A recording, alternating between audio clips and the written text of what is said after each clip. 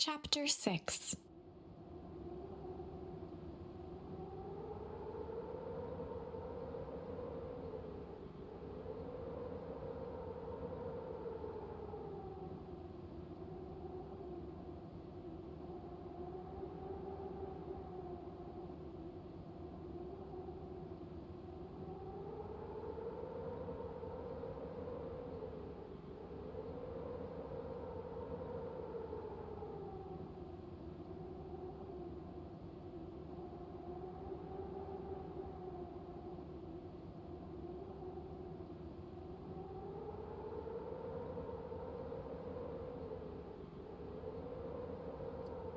Hello. Can everyone hear me? The people that are not viewing. That's okay. I'm streaming to nobody. Well, maybe one person. Oh, I said this before and I said this last time too. We're back with Beacon Pines. Are we going to finish it today? We'll find out. This is Beacon Pines Part 3. Originally designed it to be, let's get through this game in one sitting. It didn't happen. I'm like, well, maybe two. That didn't happen, so here we are back with Part 3. Oh, it is the middle of November. We are 6 weeks out from Christmas. 6 weeks? Yeah. Oh, wait, hang on.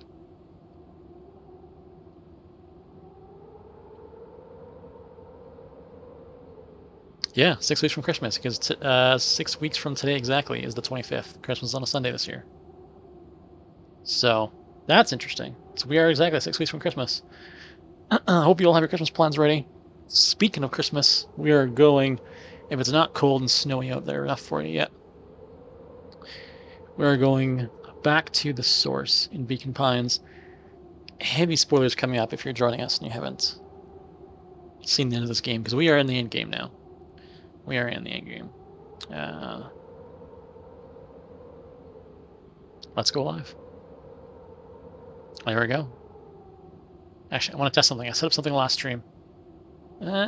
See if it works.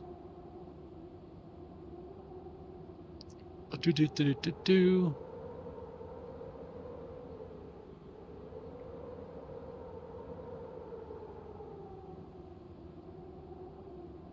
41 days, 6 hours, 19 minutes, and 30 seconds. Someone's counting down. Someone is counting down.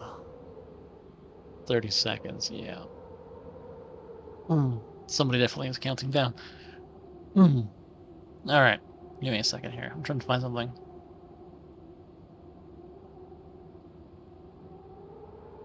Okay, let's try this.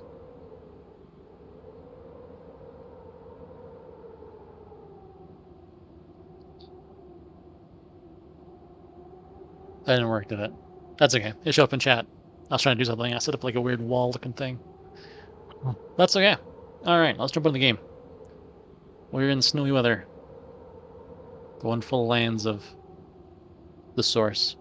Let's knock on wood. We finished Beacon Pines today. All right, let's see. Where are we? Chapter 6. The source. Let's roll. The source. The source. Nat expressed his sympathy with a shrug and sauntered off as unassumingly as he'd arrived. He'd given Luca and Iggy what they needed, and nothing more.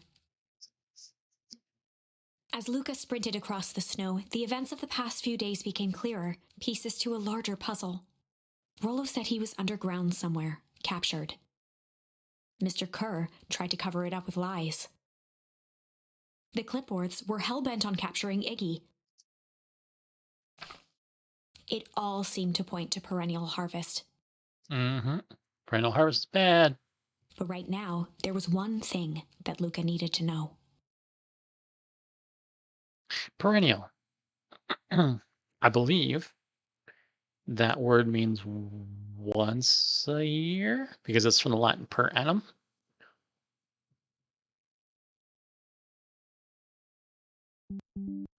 I think that's right. Maybe. I could be wrong. But anyway, something like that. It's bad either way.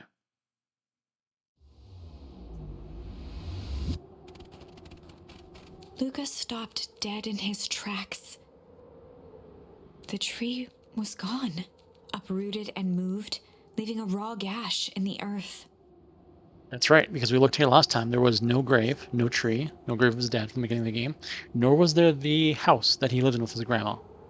Not in the source. It's not there. Everything else is an exact duplicate that we've seen so far. So this is interesting. He dropped to his knees and dug wildly at the cold snow. His numb hands hit something hard. A headstone.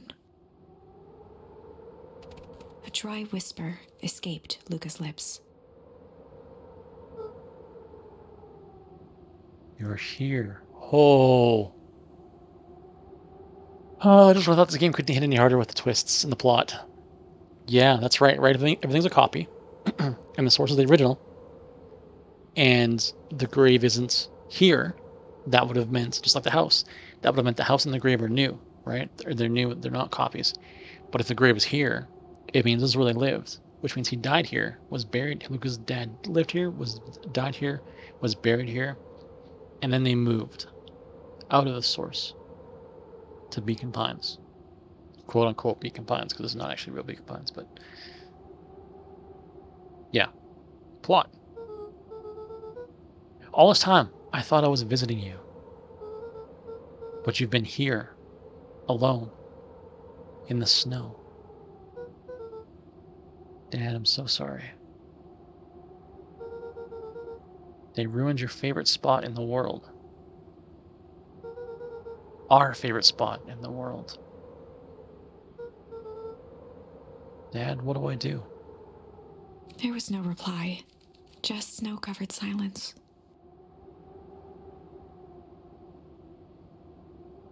Right, Rollo, like the story quickly splits. Like Rollo's underground on one side, Rollo's safe on the other side, and it's like, you know, it's terrifying. This whole game is mind-blowing, especially when you get to this point. It's great. Why'd you give me the slip like that? What if I couldn't find you, you jerk? Iggy finally noticed the tears welling in Luca's eyes and the snow-covered grave. Again, it's been like 3 sessions of the stream if the voices are off. Whatever, I can't remember voices from week to week. Just have fun with it. Oh. Iggy, they stole his tree, Iggy. Yikes. Suddenly, they heard the crunch of approaching footsteps in the snow.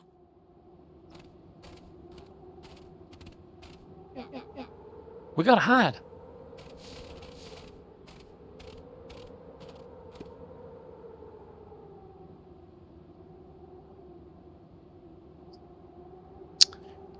259K. Fall off distance still good. Dude, did you hear me? I said 259. Sorry. You ever think about what we did here? We saved a whole town of people. Doesn't feel like that sometimes. What about everything we left behind? That's the grave of someone with a family. The people who loved him will never know the truth. The truth is overrated. He bent down to scoop up a snowball and lobbed it playfully. Hey, don't be such a downer, dude. We took this job to change the world. Yeah. Come on. It's almost lunchtime. Heh, weirdo.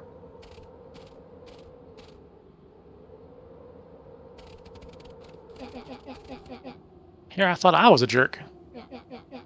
These dinguses are out here literally dancing on graves. Luca stuttered through heaving sobs. I thought I was visiting him. I thought he was with me. Not gonna lie, that's a bad break. Here's some advice. Iggy gave Luca a solid smack on the back of his head.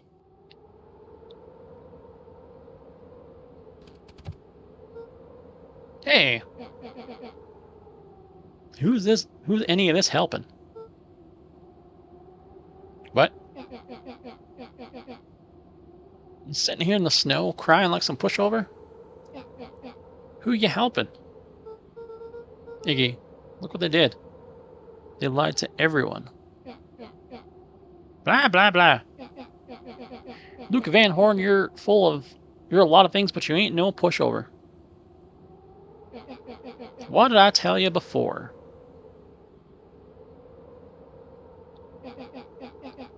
When some jerk comes at you acting like a horse's rear end, I should stand up for myself. Heck yeah! Karen and his merry little band of clipboards pulled off this switcheroo for a reason, right? Nat mentioned something about a source. Luca wiped his eyes with a sleeve. But at the source, there must be something probably valuable to the perennial harvest. Sure would be a shame if something unfortunate were to happen to the precious source, wouldn't it? What do you have in mind? If it's small enough to steal, we snatch it. If it's too big to snatch, we smash it. And what if it's too big to smash? Iggy flashed a mischievous smile and cracked his knuckles. I'm always up for a challenge. I'm gonna make this right. Right, Dad. I promise. Let's do this. Okay, locate the source.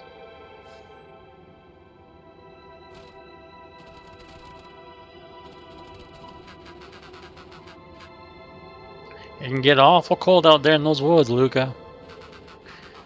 Probably best you two stay put and conserve your energy. Help's on the way. Where's Rollo? Where's my mom? Did you kill her? Oh, heavens no. Do I seem like a killer to you? Iggy and Luca shared a skeptical look. Mm-hmm.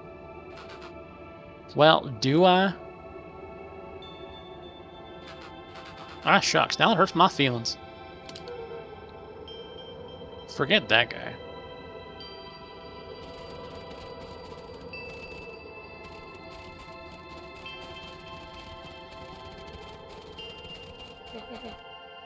Wait a minute.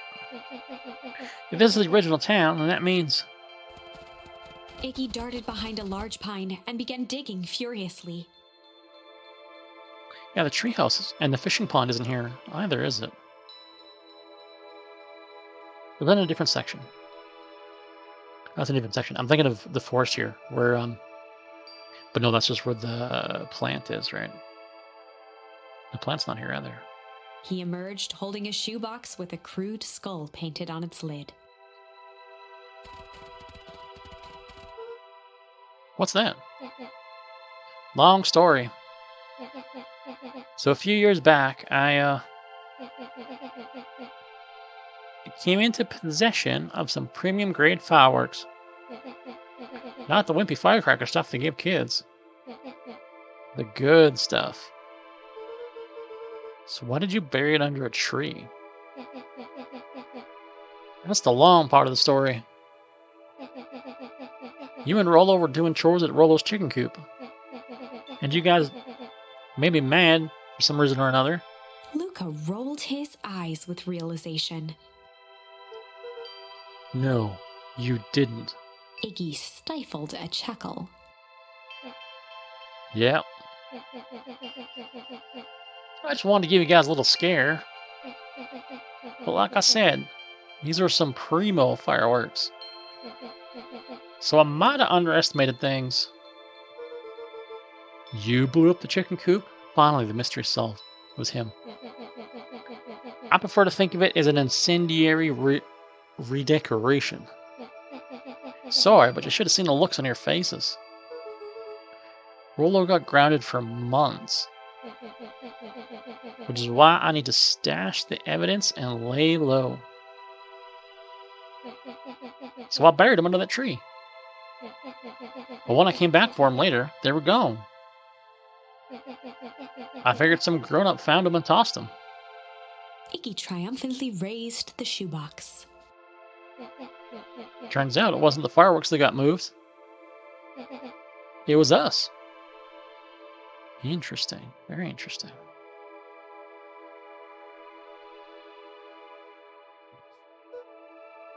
Unbelievable.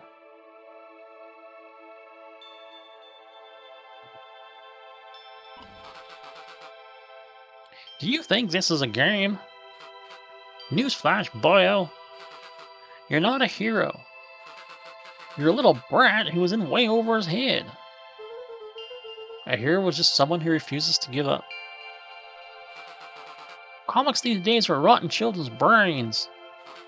Everyone thinks they're a spaceman superhero. I was always partial to Hank Atomic myself. Is that so? Do you really think you have a chance against us? You have no idea how powerful we are. Prepare for blast-off, loser. Alright, let's go blow stuff up.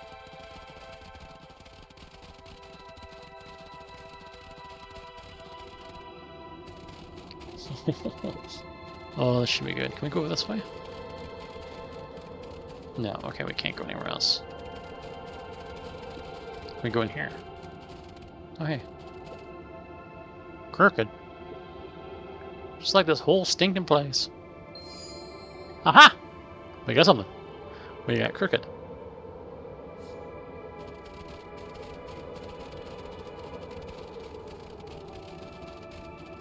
Alright. Let's light some fireworks and blow stuff up. Luca and Iggy inched up to the edge of the hole with bewilderment in their eyes.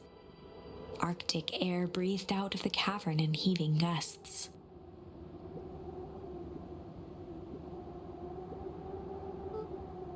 Yeah. Echo, echo, echo, echo. Whoa. I can see why they wanted us to wanted to move us all out of town now. Well, why would they dig a giant hole? I think this is it. We found the source. But we knew it already because of story, but they didn't because they don't know. They're not omnipotent like we are. We know everything. This is the source? It's a dang hole? How do we smash a hole? Oh, this guy again. Oh, it's much more than that, my annoying little friend. Kerr. Where's Rolo? I wasn't lying before. He's safe. Well, safer than you two, at least. Grant, it's cold. You just had to drag me all the way out here, didn't you? Mr. Kerr gazed down the abyss in contemplation. It really is something, isn't it? What did you do to our town? What is all of this? Well, that's a doozy of a question. This is the source, where they collect the unrefined, Kerr scratched the back of his head.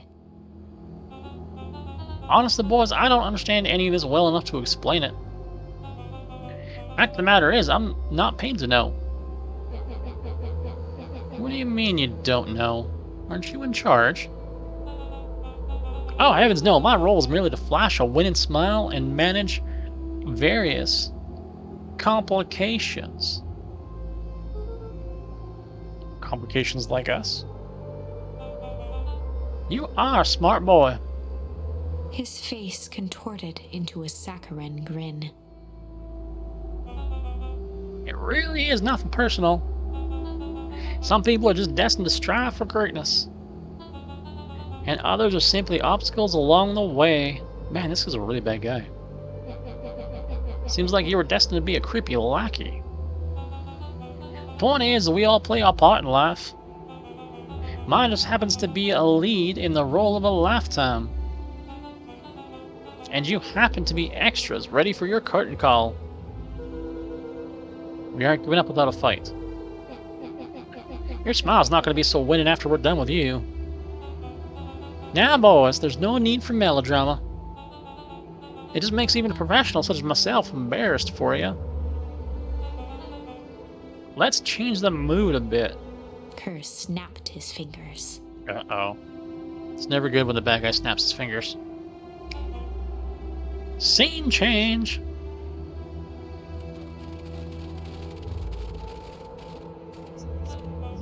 There's the clipboards. There! That's better. Deal with them. Iggy turned to Luca with a sly glance. The fireworks. Why are you smirking? Because I have a box full of fireworks and you don't. Iggy waved the box into the air, threatening to drop it down the hole.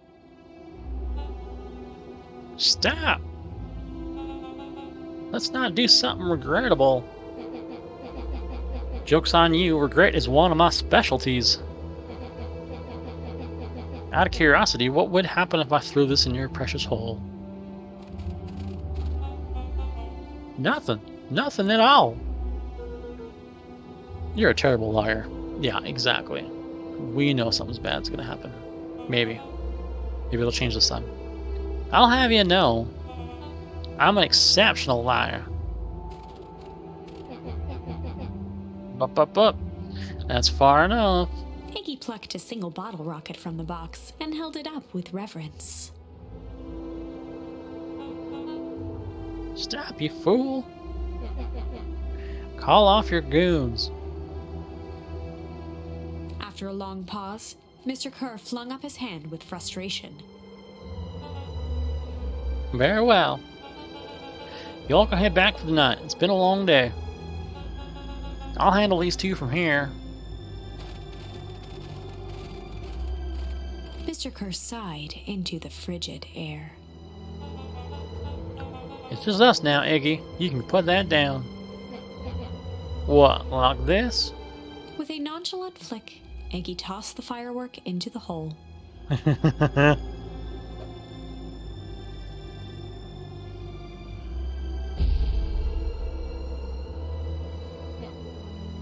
Ooh. Whoa. With a growl, Kerr leapt at Iggy, crashing through Luca. Iggy tried to twist away, but in the struggle they both tumbled over the side. No, just before you guys start coming at me again. That's not my fault. If Iggy dies, it was Kerr, not me. I didn't have anything to do with it. I may have splashed him with radioactive toxic goo and transformed him into a hideous creature. But I did not kill him. I did not murder a child. Which is slowly becoming the theme of this Beacon Pine stream. Luca dove forward, bracing Iggy's hand just before it slipped. His grip was made precarious by the cold, wet snow. No, Iggy, you can't! He could see Kerr further down, clinging to Iggy's coat. I mean, Kerr, sure, for sure, we can let him die. But Iggy, we can't, Iggy can't go. Iggy's our friend now. You reckless child, what have you done? Luca, listen to me. Hold on tight and use the walkie-talkie to call them back. How? What channel do I use? It doesn't make a difference. They're always listening. If you do that, the clipboards will just haul us up and snag us both. No, I do not want this decision. This is not a decision you can put on me. This is not fair. No. I will turn off the stream right now. We don't play. No one dies. We can just end it here, call it done, call the story, it's over, finished, happy ending, everyone lives. What this decision be? The only way you get out of this if Kerr's out of the picture. Just let go and save yourself. Alright,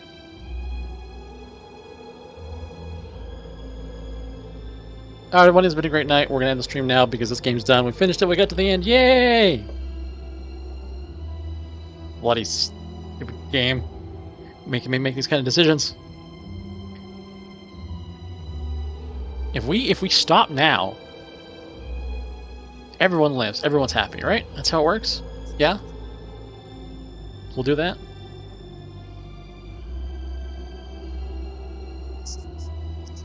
I hate this game so much sometimes. But this is a great game. It is fantastic. I love it. It's a lot of fun, but like, you can't do this to me. If you let's go, we both die. Yeah, that's the point. We want to get rid of you, but save Iggy. I don't want to die, but seeing the look on your face almost makes it worth it. Mr. Kerr, you've had a long life. Why don't you actually do something selfless and just let go? Mr. Kerr gasped with insult. You kill a child or you not kill a child. Decisions. Not decisions I ever thought I would have to think about. Lots of decisions. Should I wear socks today? What socks do I wear? Do I go to work? Do I call in sick? Do I take a walk or do I drive? Do I drink coffee or tea? Not do I kill a child or let him live. Decisions.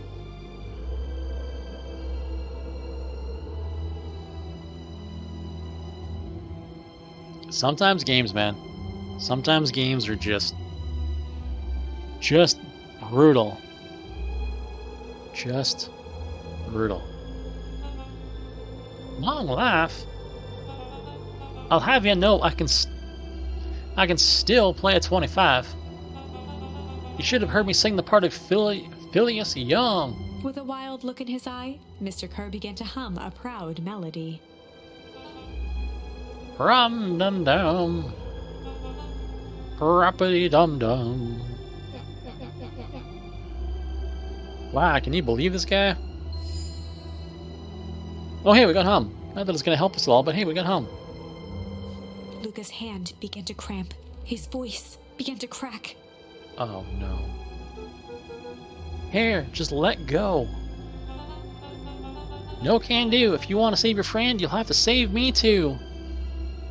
Because that's a decision we want to make.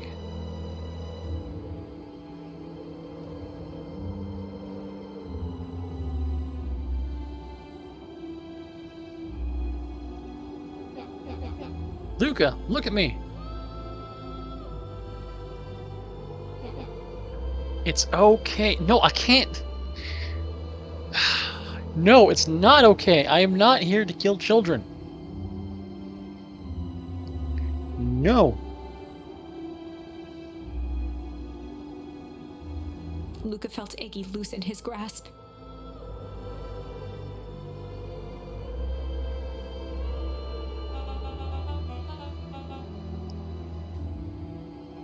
You aren't gonna kill your friend like that, are you? Every muscle in Luca's body burned.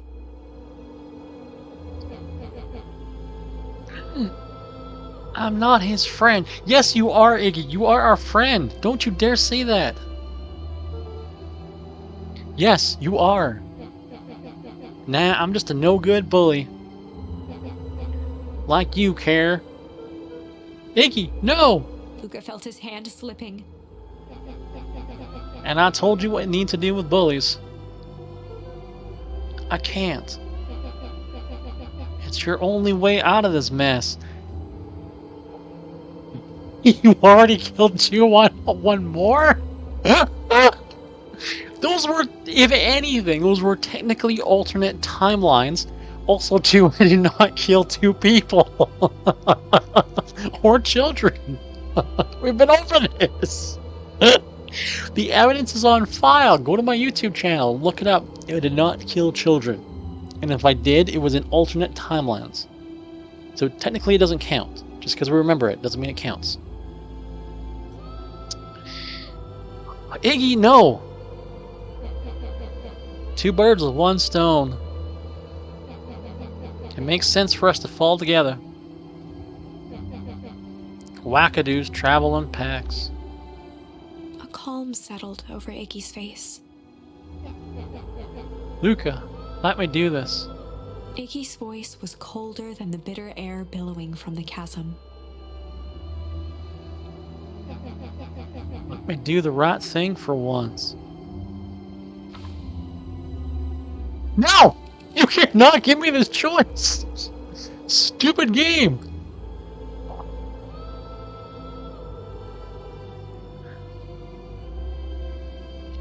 This is ridiculous, because, like, it doesn't matter if I push a button. We have to make a decision, and this is horrible. This is not a decision anyone should have to make. This is not a decision that should ever be in a game. This... Bah humbug.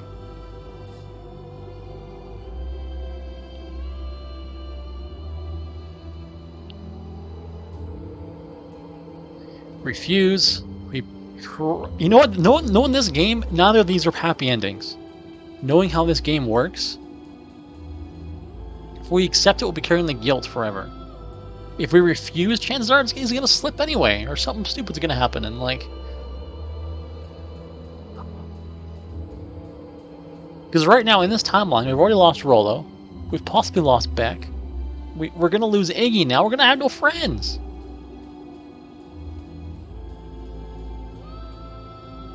This is not a happy ending. This is not a choice anyone should have to make.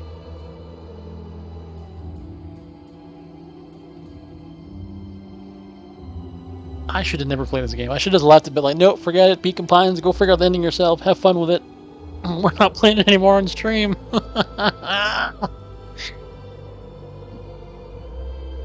You know what?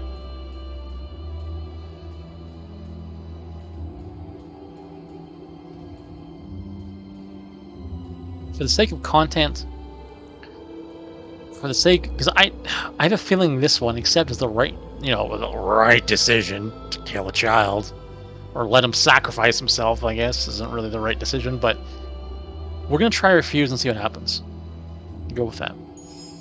Luca had no choice but to refuse Iggy's request. He tightened his grip and reached for the walkie-talkie in his pocket. Knowing the snow and all that, he's going to slip and die anyway, but we'll see. Or worse yet, Care will live somehow and Iggy will die. Kill the child? No, I will not. I mean, I have to eventually because of getting all the endings. That's probably the only way to the happy ending, but no. Not willingly. I will not kill the child willingly. A wild delight crept onto Mr. Kerr's face. This guy's so evil. That's a good lad. Now, radio for help. Iggy begged Luca with his eyes one last time, but Luca pressed the button and called out. We need help. Mr. Kerr is in danger. It wasn't long before they were once again surrounded by clipboards.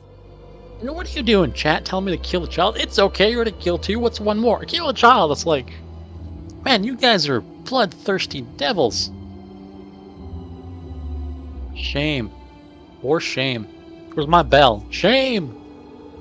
Everyone's probably too young to get that reference, but shame! Ding my bell. Mr. Kerr sighed with relieved frustration. There you are. You really are a worthless lot, aren't you? Mirror, now. A clipboard dutifully produced an ornate ivory hand mirror, and Mr. Kerr began preening his tousled hair. Ah, that's better. Mr. Van Horn, I applaud your sharp thinking under duress. I'll put in a good word for you with the founder. Take them away. A swarm of hands overpowered Luca. The last thing he saw before a cloth bag was pulled over his head was the defeated look on Iggy's face. The end. See, it's never a good ending. It's never good. It's always painful. Life is pain. Kill the child. What's wrong with you people? I think this was one of those times where doing the right thing was the wrong thing. How? How do you justify... Well, I mean, okay, yeah, you know, if we look at the evidence of Star Trek II, The Wrath of Khan, right? Where it's like Spock and spoilers for like a 30, 40-year-old movie, but like where it's all, you know, the needs of the many outweigh the needs of the one or the few, and Spock sacrifices himself to save like millions of people, but that's not the point. No, it's not a decision that should have to be made. And that was a Star Trek reference, not a Star Wars reference. Can't call me a Star Wars nerd now, can you? Star Trek. No. Is there any other decision we can make? Except for that one. Probably not. Oh, wait, hello. We can go back here. We can go back here and hum. What was this one? I don't remember what decision this was, but this is the left side of the branch. This is the one where Rollo's alive, right? We can go back here and hum. And see what that does. Or I could just give in to chat and kill the child, you know, that they've been begging me to do. Evil people. But I have a feeling that's probably not gonna be a good ending either. But I mean, like over here is hum. I'm not sure where that's gonna lead, but let's go back this way. Let's leave the bloodthirsty mania for a little bit later, you know? Let's go back to hum. Let's do this one. See where this leads us. Either way, we're still at the source, right? It's just different sides of the coin. Or the tree, for that matter. Right, we're back at the source. He's talking to his Nana. Grandma, quote unquote. Maybe not, might not be his grandma. But we're gonna hum. And in the stillness, he began to hum. After the death of his father, Luca had trouble sleeping. Each night, his mother would sit at the foot of his bed and hum a gentle melody. It was the only thing that could calm his mind. The only thing that, however briefly, could make it all seem okay. That melody pervaded every memory Luca had of his mother. Shivering in the raw snow, he began to hum it out loud.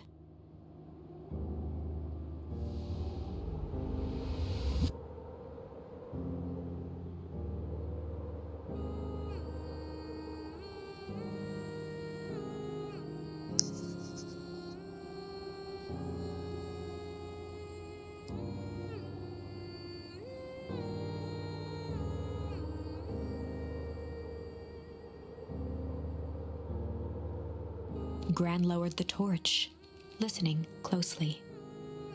As recognition slowly set in, her heart sank.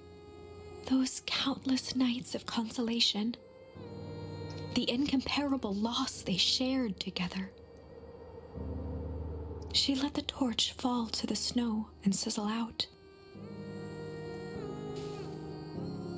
A few steps toward Luca was all she could bear before dropping to the snow herself.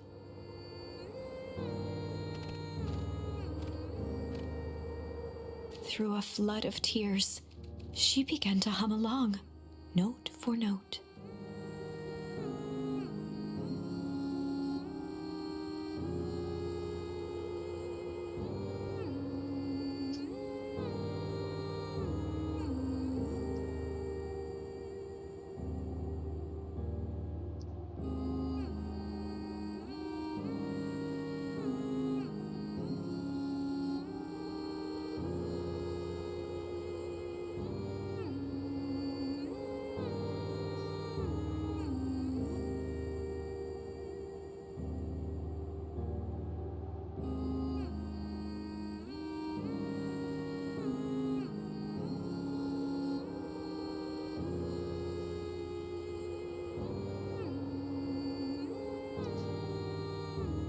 Hey, Miss Spooky, happy birthday. Thank you very much. Thank you for that.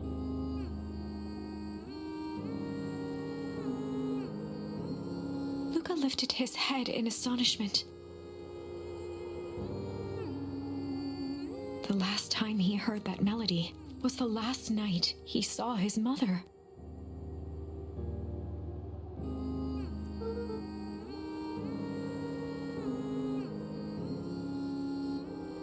Wrapping up the game? Yes, we're trying to. This game turned out to be a lot longer than I thought it was. So we're on part 3. We are very much in the end game right now. I don't know if you caught it, but we had a very heartfelt decision we had to make involving child murder again. But that's neither here nor there. But yes, we are definitely in the end game. If you haven't played it yet, there's probably spoilers abounding for the end part of the game. But yeah, hopefully wrapping up tonight. I think we're really close to the end now. I originally said it was like 4 hours long, but no, definitely not. It's like this is hour 9 or hour 10 now we're into it, so it's a long game, but a great game. Definitely recommend it. Very good. How do you know? I'm so sorry, my little buckaroo. Buckaroo. The only people who call me that are my dad and... No way.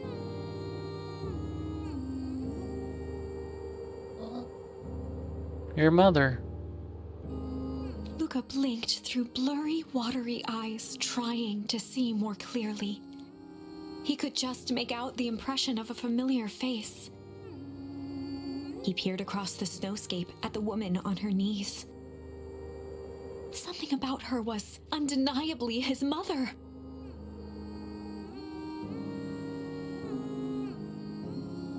I can lurk, but I will not. I'll try not to focus on the plot too much since I am planning on playing this myself.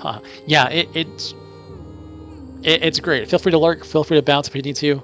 If you want to put it on mute, even that works. That works too. But yeah, this is definitely like heavy spoiler territory. But I would definitely recommend checking this game out. Now that we're so far in, it's got some rough points. It's got some definitely questionable decisions it makes you make. But yeah, it's a great game. The story is fantastic. It's mind-blowing. It's really good, really cool. So, but thank you for being here. I appreciate it. Only smaller, older, changed. Mom? That's right, buckaroo. Mom! Wait a minute.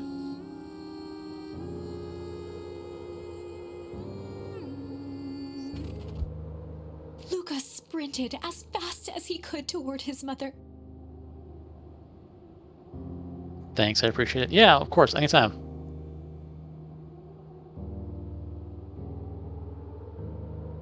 They held each other close, and the cold retreated from their bodies. Eleanor? I thought you were gone? You should have known I would never abandon my son. Eleanor looked down at Luca, tightening her embrace in an appeal for forgiveness. Oh. You're a smart man, Joseph. I thought you would have pieced it together by now. Alright. Theory crafting time. Okay, so how is grandma, quote unquote, how is grandma actually Luca's mom? How do the town people not recognize her? How does Luca not recognize her? And everything else. My theory. So we know the town, right? We know about the town. My theory is that working in the factory, working that close to chemicals or stuff, probably aged her unnaturally, or everyone was in like a super deep freeze.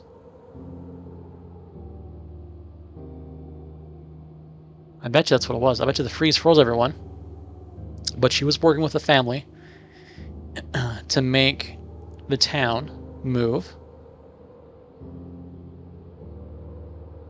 Oh, wait, what was something you had said last stream? Did it get bugged about the water messing with people's brains or something? Either way, something's afoot, and it had something to probably do with the freeze in the town, and I guess we'll find out.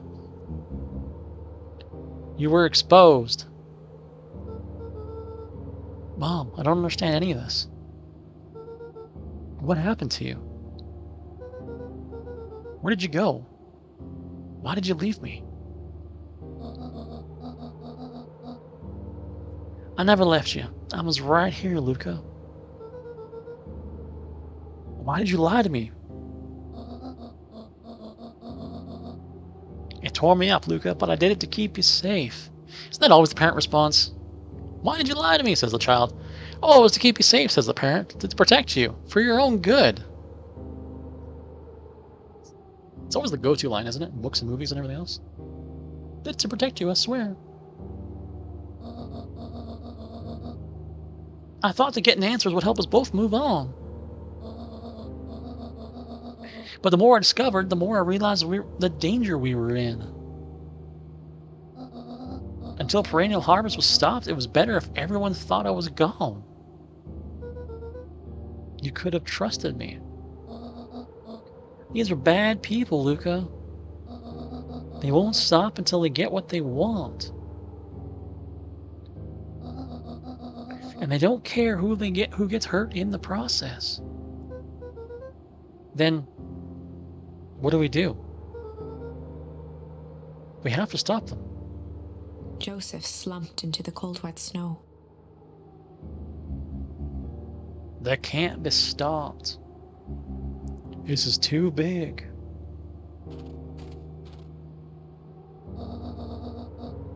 I tried beating them at their own game. I'm done fighting fire with fire. For the first time in a long time, her voice felt like her own again. Bad game. No more lies.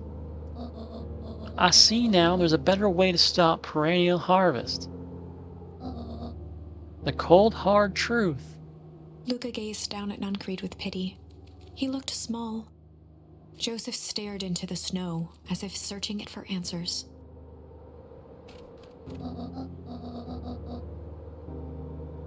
Come on, everyone. We got a party to crash.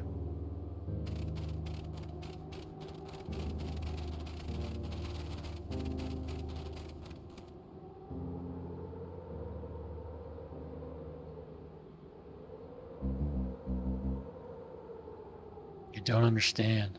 He always wins. Chapter 9. The Devil You Know. Have we found the good ending yet? Or are we still on bad endings? 7 months ago. Whoa, prequel time. Well, backstory, I guess. Not really a prequel. Backstory. Final answers. Eleanor Van Horn crept down the maze of sterile hallways under perennial harvest. She stopped in front of the large steel door marked Deep Engineering.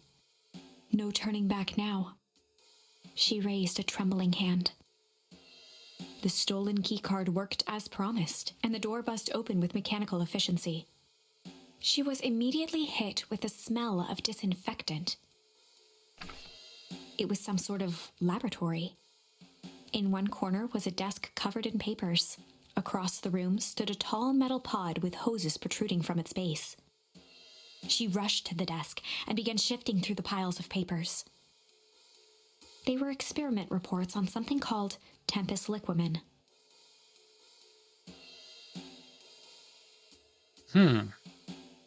Oh! Wait.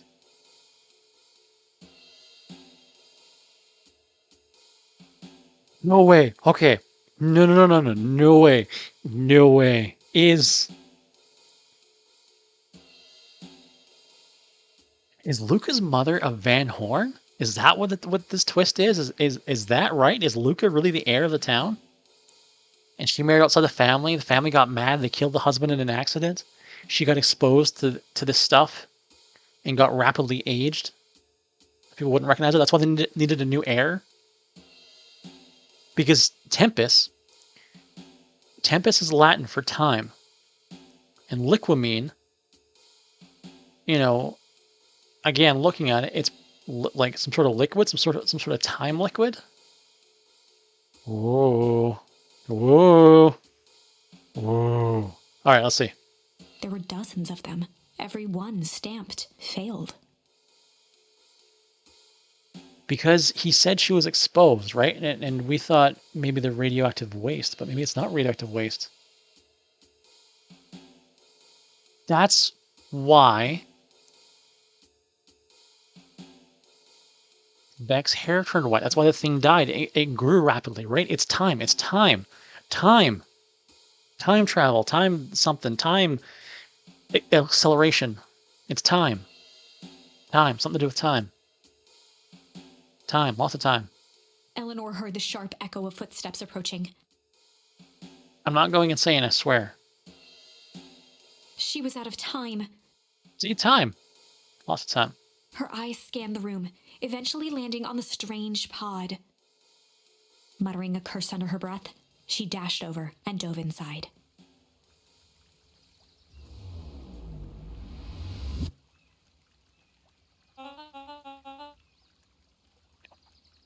I need answers to that. Go back. Go back. Game, I need answers. And that is what change is all about.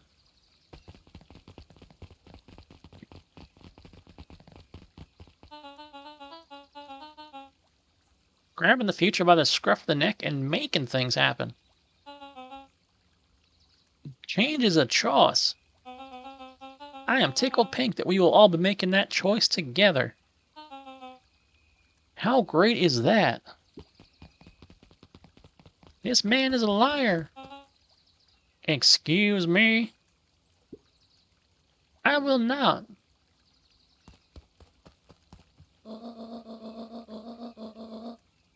This town has a dangerous secret, and perennial harvest only exists to keep it hidden. Nonsense. They picked up the whole dang town and moved it right under our noses. You aren't making any sense, dear. Mr. Kerr addressed the crowd with a sarcastic tone. Imagine such a thing. It's absurd and just plain impossible. They promised they could fix the foul harvest. They told us they would clean this place up. We just had to leave town for a few days. But while they had us evacuated... Mrs. Hartford, I'm afraid I'm going to have to ask you to. You're afraid of a lot of things, aren't you? You sniveling little worm. Whoa. Grandma's got bite. Or Mom's got bite, I guess. This is growing tiresome. A little help, please. Don't you all see this festival is a sham? An excuse to have the whole town gather in one place. Yeah, wait, what are they up to? They're planning something awful. I don't know what, but these people are wicked. Don't listen to her. She has absolutely no proof. I am the proof. I knew it! I was right. I figured it out. Ha! She is a Van Horn. Ha ha! She is a Van Horn. There is. It is something to do with time, and she could expose some sort of time fluid or something. The radioactive waste is time, not radioactivity or something like that. And yeah, she's the missing heir.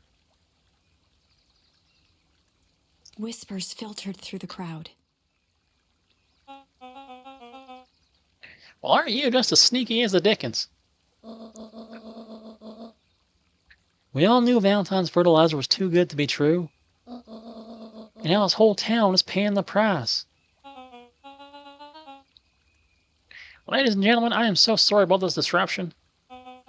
My associates will take this obviously disturbed woman somewhere comfortable so that she can get the help she needs. She's not the one who's disturbed. You two-timing clown. You all know there's something wrong with this town. It was just easier to look the other way.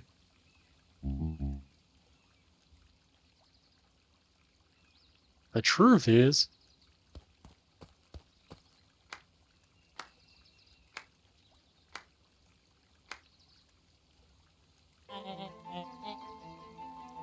that's quite enough, Mr. Nuncreed. Torment dragged on Joseph Nuncreed's face.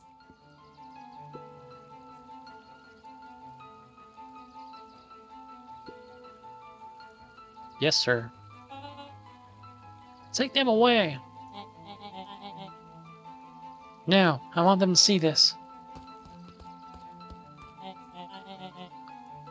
Ah, the clever, tempestuous Eleanor Van Horn. You've been quite a thorn on my side. Like a weed that's burrowed in where it doesn't belong. I must confess, you look dreadful. He paused for a moment, plucking a piece of fuzz from his sweater and discarding it to the ground. Consider yourself in rare company. You've managed to pull one over on me. It won't happen again. I knew you had some sort of plan to disrupt your little party. But alas, I expected something a bit more impressive than incoherent rambling. No matter, your failures are yours to bear. Mr. Kerr. Yes, sir. It's a shame it was cut short, but I thank you for that rousing oratory. I will take it from here. Yes, sir, of course, sir. You have done quality work for me, William. Uh-oh.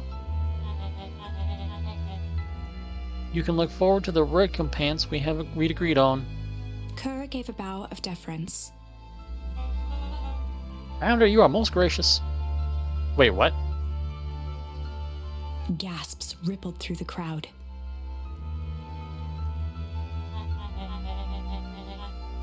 No bloody way. No way. There's no okay. There's no way that this is another twist. Okay, so time travel, right? Time travel. Okay, time travel, right? We had only seen and assumed, right, from the stick, from what's his nut? The guy who tried to sacrifice himself. Iggy's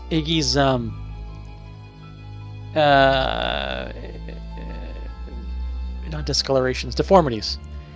With Eleanor Van Horn, Luca's mom, we all saw them aging forward, right? But time is not linear. Time can be whatever it can. Time is to quote Doctor Who, wibbly wobbly bouncy thing, or however that goes. And of course I'm paraphrasing, but time, we've only ever seen it go forwards. Why can't time go backwards? Why can't we push the flow of time? Find properties of it, use it in the same sense of this tempest liquidius, whatever. Why can't we make it go backwards? This is the dude. This is the dude who thought he died. This is the dude who started the whole company, who was so old, everyone thought he died, and that's why he's the new heir. Why he appeared out of nowhere? He's the old leader, but shrunk back down to child form through the liquid, backwards through time, backwards, right?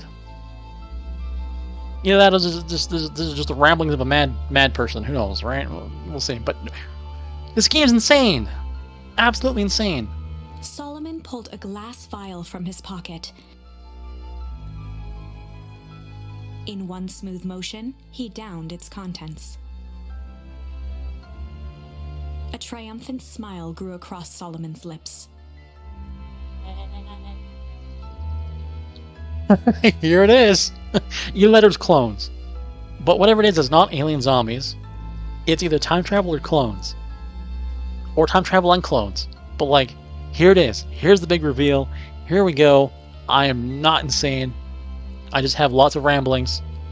This game's messing with my head too much. Here we go. You can all call me Sharper Valentine. Of course it is. So why wouldn't it be, right? Why not throw this into the game? Because this is already about, you know, murdering children and losing people and towns switching places and giant ice ages and everything else. And like, why not throw de-aging into it? What a game. What a ridiculous game. Is this a good ending, or is this another bad ending? I don't know anymore. I can't tell. Who knows? Here we go, the founder. Everyone thought he died. Everyone thought things had happened, but no, here he is. Talk about undercover boss, eh? Man. His body and face began to contort and expand as he disappeared into a belching green mist.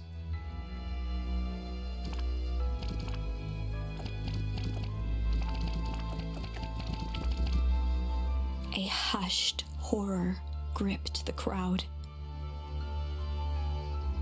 This is a story about change. What? No! Ah, so you didn't see that coming. I did! I figured it out at the last minute, arguably late, but I caught on.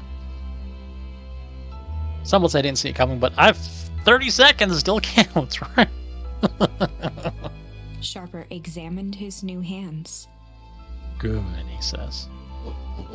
Well, this is quite the improvement. Everything looks so much smaller now. Eleanor was right about one thing. This festival was a ruse. Okay, but with like, if you have a time traveling... I shouldn't say time traveling, so not traveling through time, and not going back to a past self. I mean, your body is traveling. Are you not traveling through time? Is time traveling through you? Is that how it's working? I don't know. But like, yeah. So like, man, this is intense. So like, if you have the capability to discover a time element that de-ages you, you're effectively immortal. I mean, you can still die. You can get shot and stabbed and whatnot, and you can still die. But like, you're effectively, as long as you're just going through ages, you're effectively living. But then that brings up the question of like, if you get cancer or you get sick, right, some incurable disease, when you de-age yourself or re-age, like, does that carry with you? Is that still there, or is that gonna affect that process? Is that gonna make it worse? Is that gonna make it better? I mean, there's lots of questions and debates we can go into, but like, this game's nuts. My brain hurts. It really does. I wanted you all to witness my glorious return with your own eyes. Why does everyone look so downtrodden? This is a celebration, people. Maybe it would help if we set the mood. Mr. Care, be a dear and reveal the sign. Oh no, the sign. Sharper Valentine Festival. Wow. Huh. Wonderful. Sharper choked out a crude squawk of a laugh. Wait. Hang on a second. Okay. Hang on a second. Okay. Hang on a second. Work with me here, people. I'm gonna do something, and I'm gonna do it on stream so you guys can see. I have a theory. If I can get this to work. Okay. 1 second. 1 second. Let's go.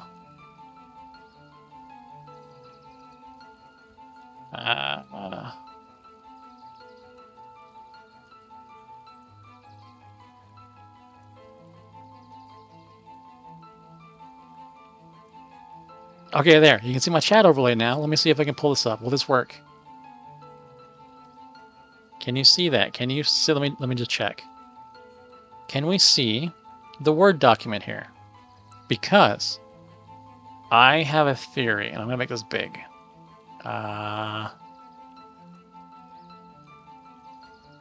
So you guys can see it. Okay. Breenial. Harvest. Like a type. Okay. Let me see if this is working. Just to see. You guys can see it? Okay, perfect. You guys can see this. Okay. Okay. All right. Has this been hidden under our nose the entire time? So we take out the S. You know what I'm doing? Yeah. H. No bloody way.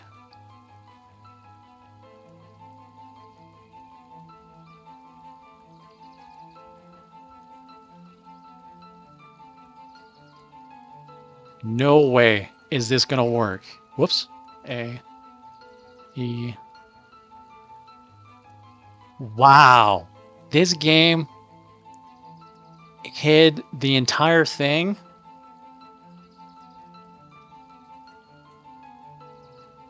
Under our noses.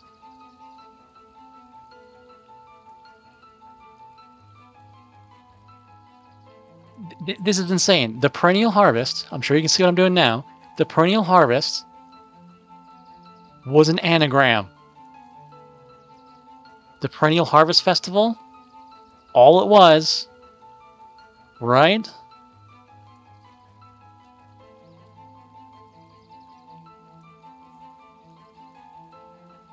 All it was, whoops, I messed up. Okay. 2 N's, not 2 R's. So we take the N out.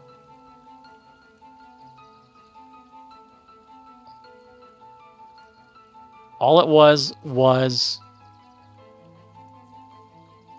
Did I miss an A? I think I missed an A somewhere. Anyway, that's insane. So, like, that's just crazy. That is absolutely crazy. That, like, yeah, it was all just a big anagram. Let's get rid of this. Uh-oh.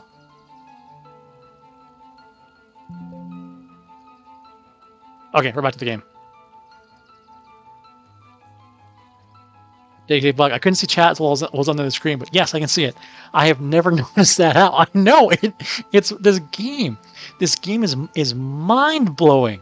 Like, it's insane. The perennial harvest. It was hidden in front of us the entire time. Perennial harvest. All it was, aside from, like, yes, annual harvest and perennial, you can tie that into time and all that kind of stuff as well. But perennial harvest, all it was a rearranged letters of Sharper Valentine. The perennial harvest festival was the Sharper Valentine festival. There it is. It was in our noses from the beginning of the game. It's just nuts. Like, this game just blows my mind. That's insane. Like, wow. Frustrated grumbles sprinkled through the crowd. Sharper, you malicious bad word. Malice. Ah, where's that gonna come in handy? I'm glad you're back so I can tell you to your face. You destroyed this town. We ain't gonna let you get away with it again. Sorry, this is not the time for audience participation. Some assistance, Mr. Kerr. William Kerr gave a subtle nod to the clipboards. Kerr, alright, not Kerr. You coward. Does anyone else have something to contribute? A helpless quiet settled over the crowd. I thought so. Did you all truly believe you could be free of me? A town of complete and utter fools. You people should be celebrating my return. You're clearly lost without me. And that leads me nicely to my children. Daddy? Oh boy, this guy. I give you both the greatest gift a parent can give. The opportunity to prove yourselves in my absence. Squandered. To say I am disappointed would be an understatement. Man, this guy is like super bad. But I... Silence, Augustus. An adult is speaking. Ooh. I don't know which is worse, a son who is completely hopeless, or a daughter with such potential who inevitably lets me down. Eris, you fail me with admirable consistency. Thankfully, I was counting on it this time.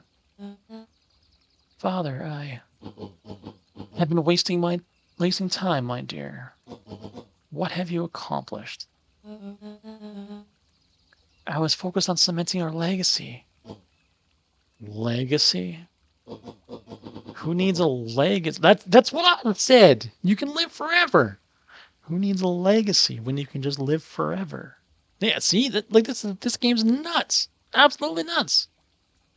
And where better to test time travel experimental drugs than in a small town where, like, no offense to anyone who lives in small towns, or like, if anyone goes missing or the town goes poof, blows up in a giant freezing accident or whatever, who's gonna miss them, right? Small town in the middle of nowhere. This game's messed up, but it's also good. It's really good. But what about? It's all right, kiddo. I'm afraid you suffer from a complete lack of imagination. There's just no helping it. Now then, where's Joseph? You didn't take the opportunity to slip off, did you? Ah, there he is. Everyone should give him a hand. None of this would have been possible without you, Joseph. I think you've said enough. Nonsense. The people deserve to know how helpful and loyal you've been. I only did what I did because he left me no choice. You always had a choice, Joseph. You were simply too weak to take it. No matter. Cheer up. You are about to be rich beyond your wildest dreams. You should follow Mr. Kerr's example. When I found him, he was in a sorrier state than any of you. An aging actor, desperate to recapture his youth.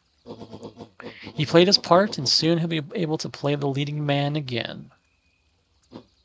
Forever, in fact, if he remains loyal. Man, talk about company and brand loyalty, eh? Oh, you're retiring? Nope, not anymore. Here, have some magic time juice.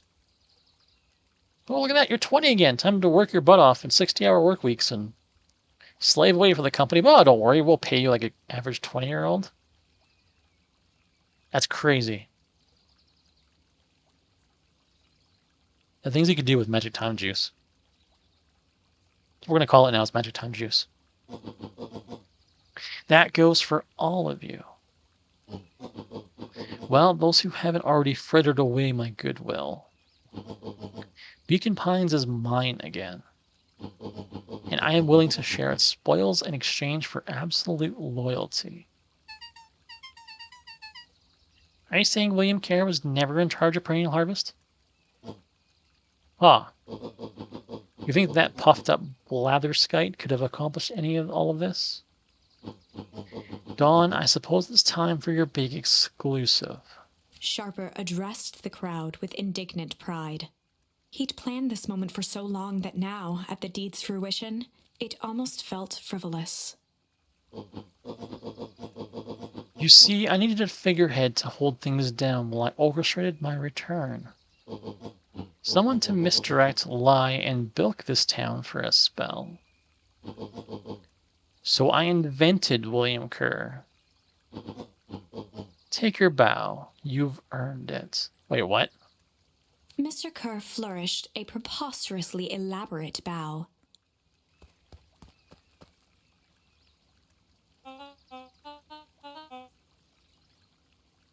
That's the dude! Patrick C. Montesquieu, thespian extraordinaire at your service. That's the guy. The guy we read about or saw or something or had questions about. The dude who seemed to disappear. Hey, his game. Founder, I just want to thank you again for this opportunity. It truly was the role of a lifetime. Oh, jokes. Wait. So this Bill Kerr was Pat C the whole time? Now that your secret is out in the open, what's to stop this town from rising up against you? Oh, that's the delicious part. Fear. Thanks to our clipboards, I know what each and every person in this town fears most. That's what the clipboards are for. And I will make those fears manifest for anyone who steps out of line. The choice is simple. I'm not afraid of you. Ha, the young hero. I've kept a keen eye on you, boy. You and your friends made a habit of disrupting my plans. What a pity. If things would have gone a bit differently, you might have had your moment of triumph. But that's fate for you. You can't do this. Oh, but I can. I have won. Never underestimate what a great man can do, given time. And now time is my plaything. Perhaps the most expensive thing I've ever bought. But well worth it. Ha. Sharper coughed up one final laugh and cracked his knuckles. Enough chit-chat. Let's get to work, shall we? Yeah, another bad ending. So, Sharper set about remaking the town in his own image. The fertilizer factory soon reopened for business. Sales rose steadily as more and more farmers across the countryside began to swear by its miraculous properties. That's the thing, it's not fertilizer, is it? We know what it is. It's magic time juice. Makes the crops grow fast because it's altering their life cycle. Beacon Pines became famous. A secretive town that, for the right price, shared its gifts with all. Gifts that became more and more necessary in a world where winters grew longer and longer. Uh-oh. Wait. What did they do to the original Beacon Pines? With the winter. Why is it always winter? And why are these winters growing longer and longer? Is this something to do with the source? The end. Yeah, another bad ending. All right. Let's see what our options are for another ending. This is wrong, but things are becoming clearer now. You can feel it, right? We can't let Sharper win. He might just be the key to this whole thing. Let's see. Okay. Hum and Weep. Sly, Hard, Chill. Break and Rumble. Struggle and Change. Bad Word and Chill. Chill, Hide, Ponder. Those are all done. Tickle and Strange. Aha. Shame and Malice. We haven't done Malice on this side. Mm-hmm. Flight and Fight. And then, of course, we... I'm going to do everything I can to avoid this decision. I will do this one last if I need to. Although... Probably another bad ending, isn't it? This looks like this could lead into a lot of different endings. Windows to the Soul. But you know what? Just for you guys, you've been patient. It's 7 o'clock. Almost 7 o'clock. It's been an hour and a half. I suppose you guys could deserve a small reward, even if it is murdering a child, because you bloodthirsty hooligans. We're gonna take a quick break. It's almost 7. And then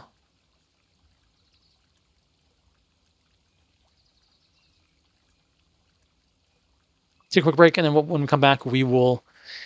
You know what? We'll throw the child in the hole, murder the child, and see where that leads us. I suppose, since you guys are terrible, terrible chat, but that's all right. Okay, be back in a couple minutes.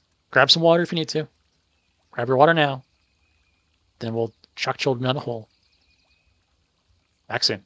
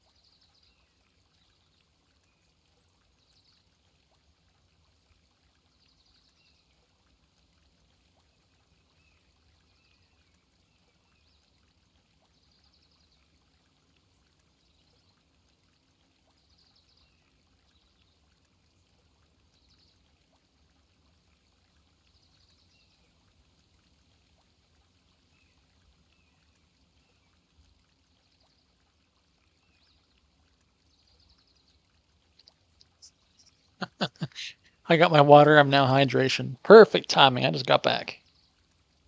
All right. Now, this time I'm going to remember to take off the be right back screen. Because I think it was last stream I forgot to. You guys couldn't see anything for like a good 5 minutes or so. So, we'll switch back to live. Perfect. And I think I got this figured out. I want to try something here. Let's see if this is the right one. If that works.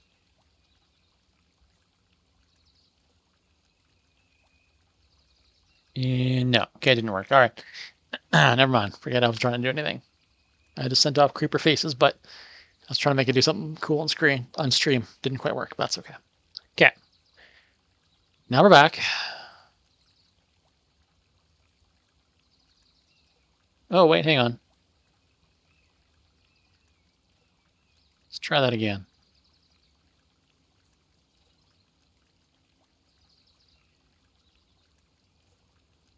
There we go.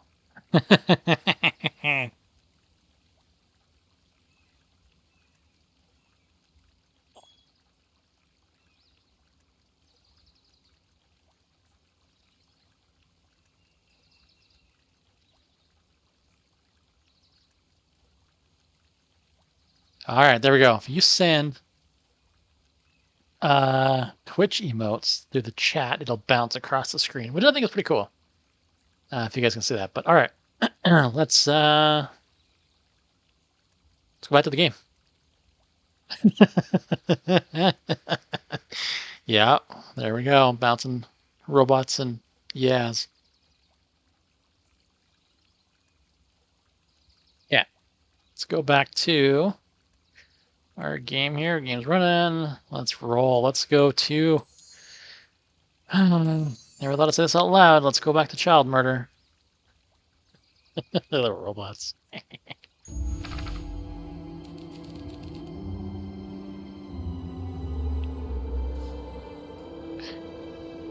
Excellent. Luca had no choice but to accept Iggy's request. With a quiet blink, Luca watched a teardrop sail down into the howling void. Iggy! As his fingers slowly gave up, he met eyes with Iggy. Good. Oh, Iggy! The two silhouettes were swallowed by darkness. Alright, you guys can officially yell at me now. I did murder a child. You happy? Evil chat.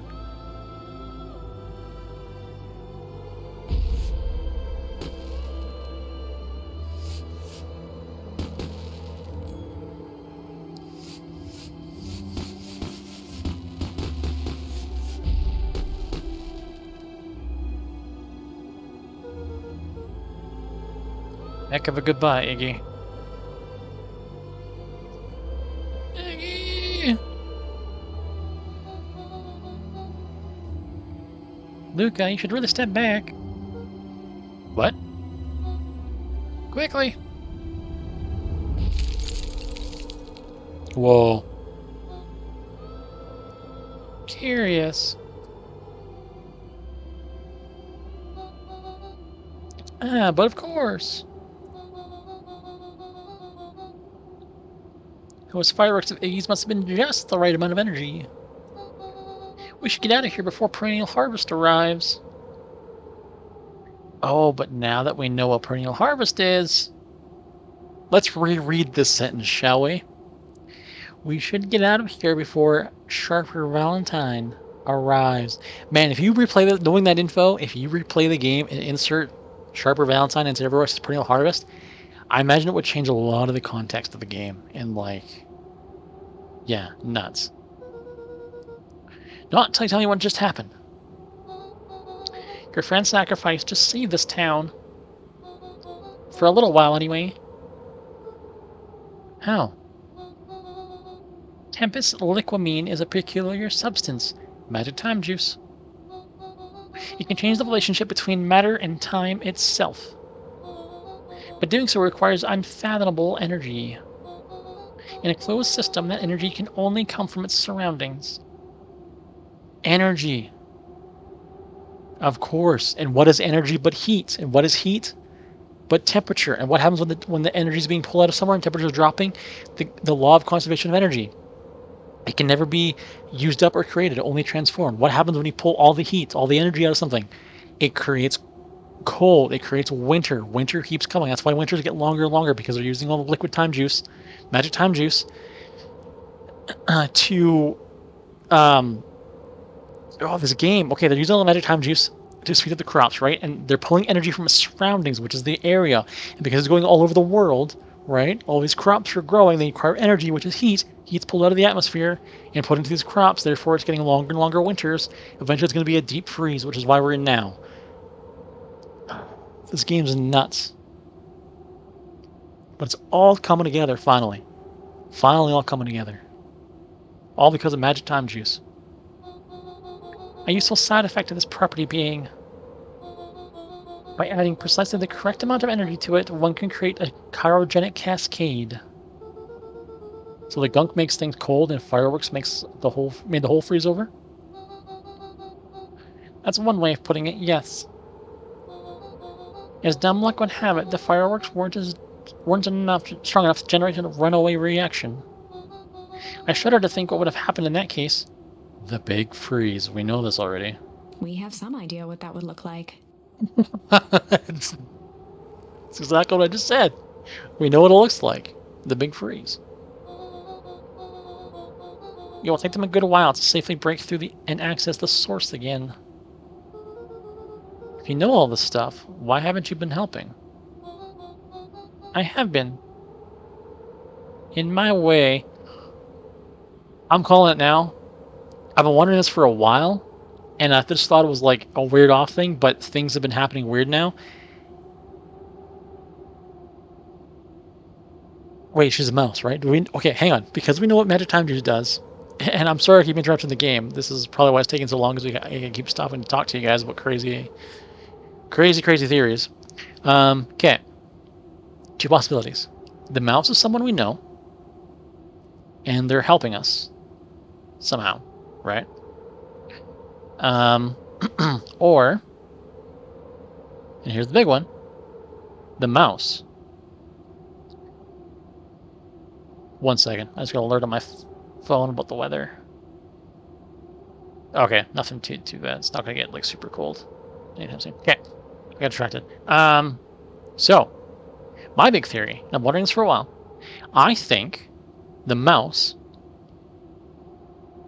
is the narrator. I think that's who she is, because we haven't heard her voice, right? I think the mouse is the narrator. The one helping us with this stuff. And the magic book, right? You know, the book is magic, great and all, but like, what if the book is possible, having to be able to redo those decisions because of the magic time juice? What if it all ties together? I really hope we get through this game tonight, because this game is just hurting my mind too much. I need answers. Each one of us has our role to play. Iggy's role, it turns out, was to buy us precious time. Mine has been to observe and wait. Wait for what? You. Me? Why? What's my role? A fierce twinkle flashed in Nat's eyes. Luca Van Horn. You are gonna save the world. How? With a chuckle, Nat turned and walked west. Dumbfounded, Luca followed behind him, trudging through the snow. Every step taking him further away from everyone and everything he knew, and closer to destiny. To be continued in... Wait, what? To be continued? We've never gotten anything but the end. Is this part of the good ending? Is there something we don't know? What if they say to be continued in Beacon Pines 2? That's it. I'm done. I'm giving up streaming. Forget it. This game broke me too much. Okay. To be continued in what? Because look at the book. Look at the book, right? Numbered pages. We're right close to the end of the book. To be continued in. Beacon Pines. Pines harder. No!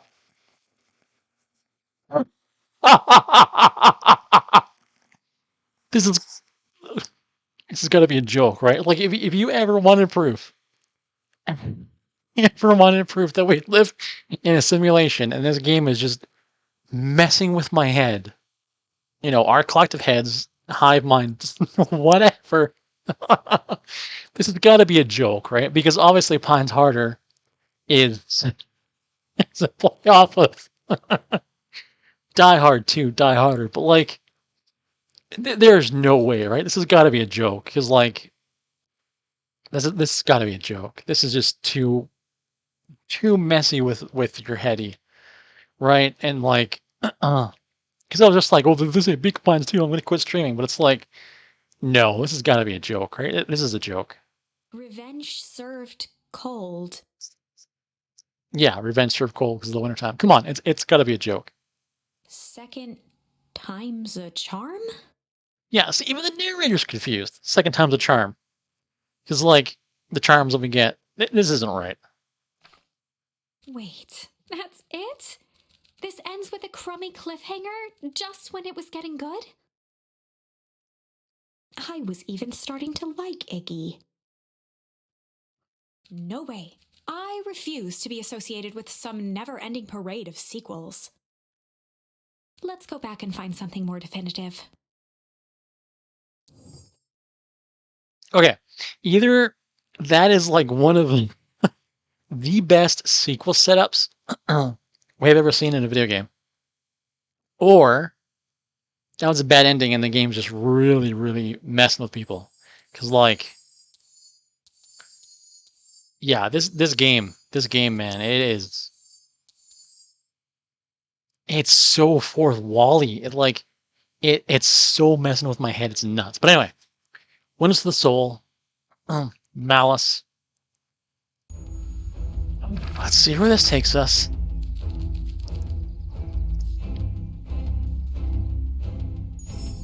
There was a malice lurking behind those eyes. Like a trap ready to spring.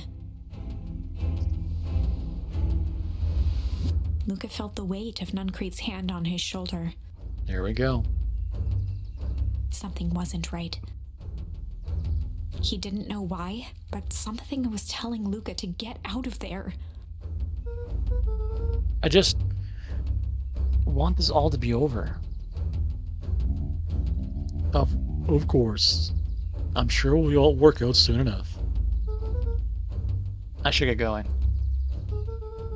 I told Roxy I'd check for Rollo at the treehouse. Luca twisted free of Nuncreed's grasp. Of course. Luca, you know your dad and I were good friends back in the day. You can come to me with anything. Anything at all. Interesting, so we get freed and we don't go to the source. Is this the way to the good ending? Or are we gonna finish it right here? Let's go back to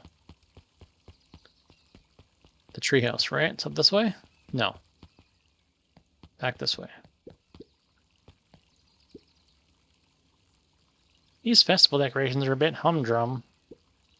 Now, if I were to throw a festival, it would be a thing to behold. I agree, this is all a little more than sad. It's worse than sad. It's boring. What if we did a little something that spiced things up? I'm listening.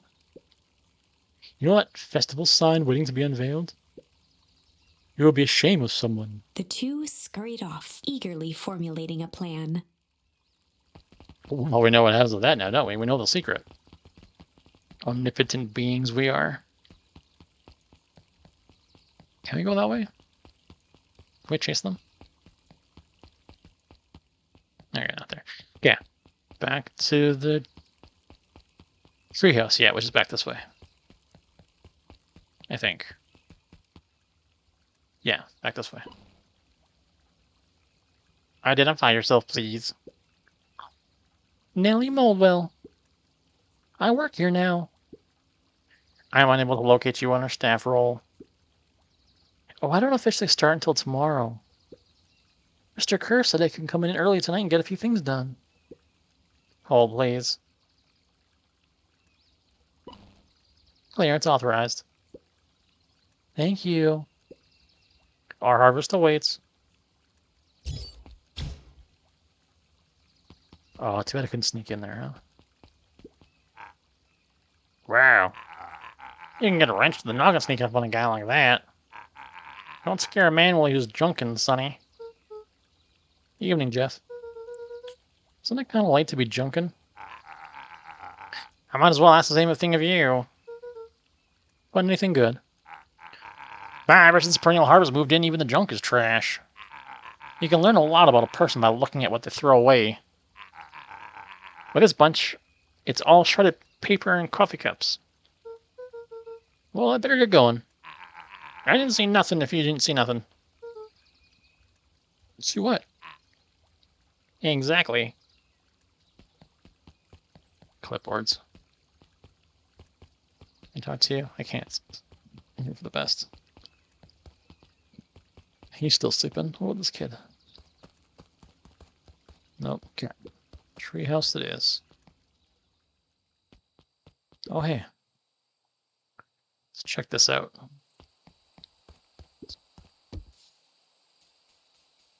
We got Crooked. Luca tied a bent nail onto the line. So we can get. If all you have is a hammer...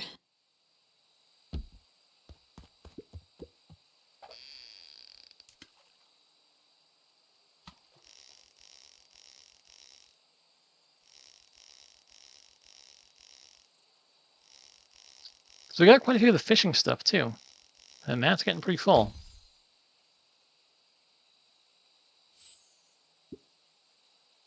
There's a photo of you and Uncle Joseph. Let me see that. Huh, look at those two young fools. How did it end up in the bottom of the pond? Who can say? Some things are just hard to explain. I miss Uncle Joseph. How come he doesn't come fishing with us anymore? He's busy with his new job at Valentine's. What's a new job got to do with him fishing with us? It's complicated. Like I said, some things are hard to explain. And of course, we know who Joseph is. That's Uncle Joseph Nuncreed. He did say in his father used to be friends. Okay, that's all the fishing we can do for today. Let's go up to the treehouse and wait for Rollo, hopefully. Rollo? He aired a long holler into the woods. Rollo. Sigh. Of course, we know Rollo's down somewhere in the deep dark. Rollo, wherever you are, I hope you're okay. Luca felt his eyes getting heavy and plopped into the beanbag. He conceded to its lumpy embrace.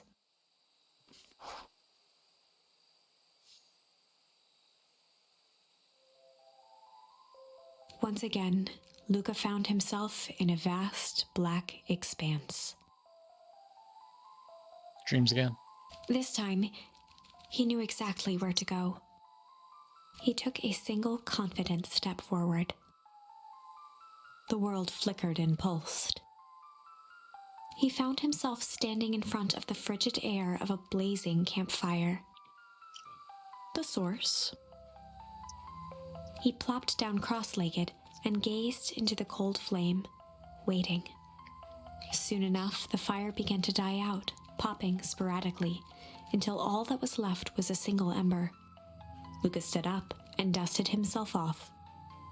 He plucked the glowing ember from the cold ash, examined it, and slid it into his pocket. A keepsake. The voice of his father spoke behind him. "You made me proud, Buckaroo." Luca turned to face him.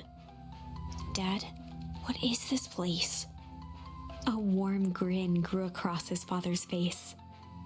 "A place where everything that has been and everything that could be all wait together." Luca found himself staring at his father's face, trying as hard as he could to memorize every single detail. Wait? For what?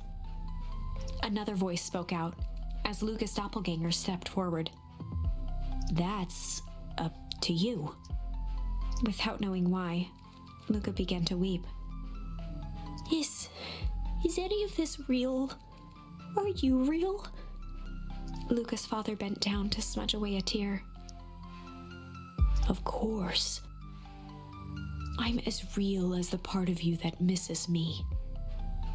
Luca turned to look at the older version of himself. "And you?" The doppelganger choked back tears. "I'm as real as the part of you that's angry he's gone." Does that make sense? Through his tears, Luca laughed. "I think so." His father pulled him in for an embrace. "Time to go, Buckaroo."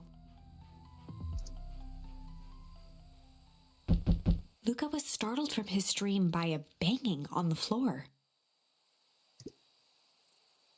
Are you in there? A commanding voice rumbled from below. Just as Luca sprang to lock the entry hatch, the door knocked open. Is it Kerr? Chapter 5. Dangers big and small. Oh, dang. Here we go. All right. Is this the ending? Is this the ending? We'll find out. Luca stumbled back. He heard the rope ladder creak under significant weight. Keeping his eyes fixed on the hatch, he inched backward to the balcony. As his hand grasped the door handle, Luca froze. A large figure clumsily wriggled up through the hole. Whoa! Whoa! No way. Is that Rollo after he got exposed to a bunch of the magic time juice? Because that's not his sister. And it's too young to be his dad.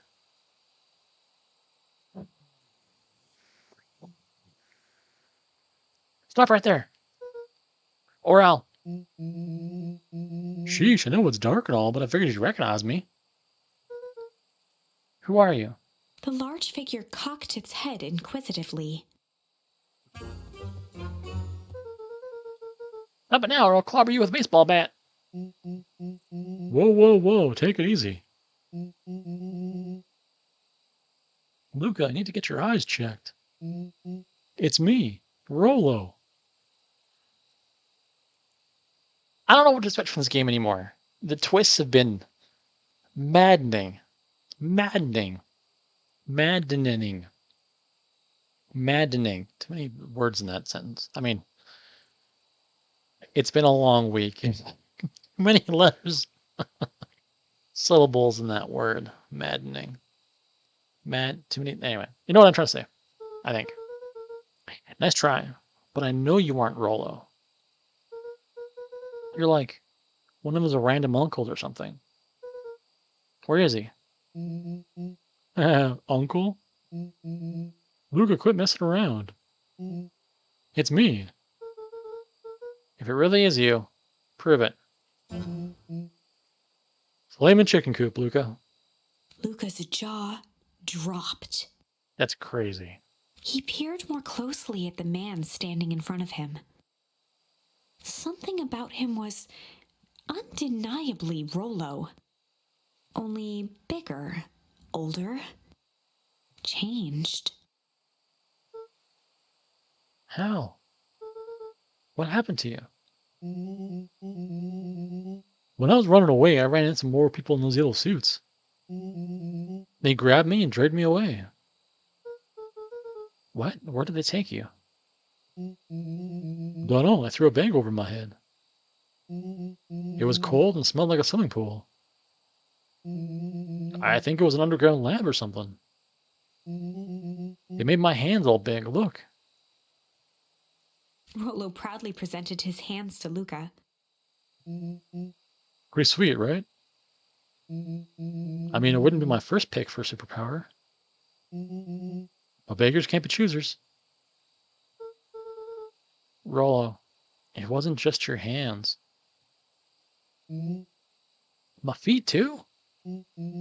Dang, Paul just made me new shoes. Wait, Luca, why are you so small? Luca moved to the side and pointed Rollo to his reflection in the balcony window. What the? His hands shot up to his face. Holy Toledo! Rollo, what did they do to you? They made me drink some sort of green crud. Yeah. Actually, it wasn't too bad. It kind of tasted like licorice. I passed out and woke up like this. And then I sort of smashed up in my cage and escaped. Whoa, you smashed up in a cage? Kinda. At least I think I did. It's all a bit of a blur. They had you in a cage. Who are these people? I don't know who did this to you, but we're gonna fix it. Fix it? This is awesome. Well, I'm just glad you're safe now. Luca, you don't need to worry about me. Sure, I got snatched, but look at it this way. I got snatched. I know where snatched people go. You may finally have a lead on what happened to your family. Well, we know. Maybe you're right, but this all seems dangerous.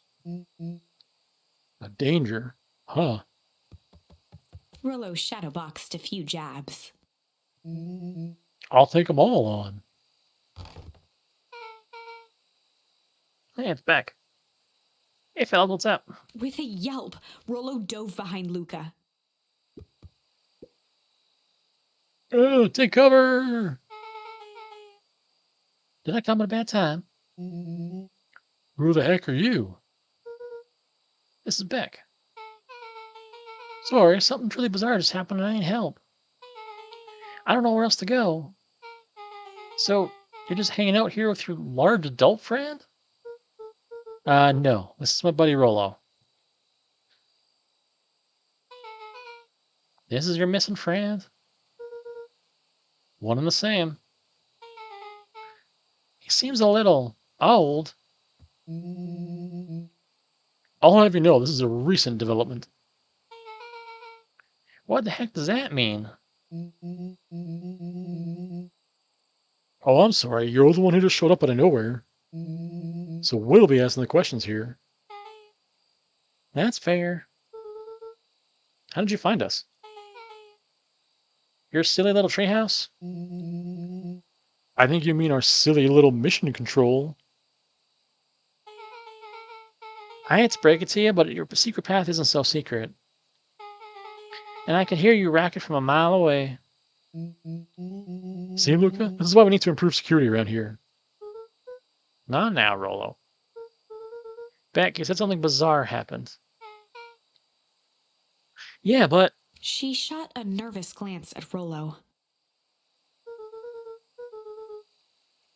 Anything you can say around me, you can say around Rollo. This has been a weird day all around, hasn't it? Yep. Beck's eyes narrowed. Okay, so it all started when I made it back home. My first order of business was to try and salvage my hair. So I dyed it with some stuff from the chemistry set my mom gave me.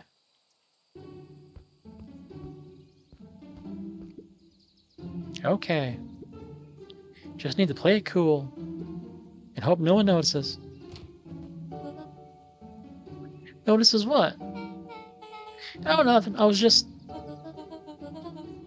Si, come over here, let me take a look. Oh, honey, what in the world did you do to your hair? I just kind of felt like a change. That is going to take forever to grow out.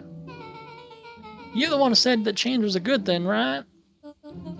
I was talking about your mother's new job. I was talking about us moving. Well, I guess I just took your lesson to heart. Ilona tried to put on a smile. Before I forget, I came up here to tell you that Nellie had to go into work. Tonight, he and Mr. Kerr decided it would be good for her to get some things done before tomorrow. That Kerr guy seems like a grade A creep. Back. He is, him and his weird cult personality. You are not going to ruin this job for Nellie. It means too much to her. Oh, I know exactly how much it means to her. It means enough to her to exile her daughter to this podunk town. This place sucks. People are weird. You just don't know them yet. It's always cold. We're in the mountains, you'll get used to it. I can't even pick up a single decent station on the radio. It's all banjo music and farm reports. You know, I grew up in a town not that different from this one. Is that why you're better at talking to plants than people? Okay. So here's what we're gonna do. First of all, you're grounded. What? In the morning, I'll have Nellie come and see what we can do about fixing her hair. You need to look presentable for the festival. But not another peep. She sighed, and after a moment, looked down at Beck sympathetically. I know moving is hard, honey. But it doesn't mean you have to make yourself miserable all the time. Other people seem to have that covered for me. Oh, and if you decide to rebel by dyeing your hair more... She flashed a sly grin and tousled Beck's hair. I'll just shave it off for you. Think of how rebellious you'll look then. Very funny. Thank you. Good night, sweetie. Good night, Mom. Wait. First of all, this town does not suck. Second, you need help because you got grounded? Nah. I'm sorry you got in trouble. It's my fault your hair got screwed up in the first place. Don't worry about it. I actually kind of like this look. Great. Can we get back to the story now? This next part is the important bit. I had this radio upgraded with my mom, and I was too angry to sleep. So I tried to dial in something worth listening to.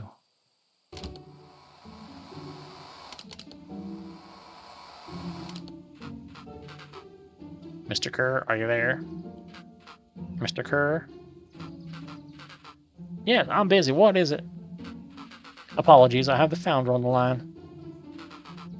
Patch him through immediately. One moment.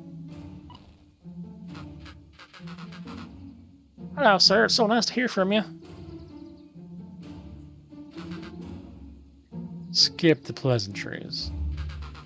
What's your report on our new lead researcher of deep engineering? Nellie Mulwell seems to be integrated nicely. At the very moment, she's working with us to help meet our deadline. She offered to work overtime before I even had the chance to suggest it. Excellent. And you have faith that she's capable of finishing the work left by her predecessor. Her work must be complete before the festival. I'll make sure she stays day and night until it's accomplished. Good. You know how I feel about loose ends. Yes, sir. Once she has finished the work, we need to make a determination regarding her. Long-term prospects in the company. Ooh, that's really not good. That's evil talk. Immediately, sir? I usually have more time to fully bring people into the fold. We are in the endgame, Bill. After your failures with Dr. Prescott, I can't afford to take any risks.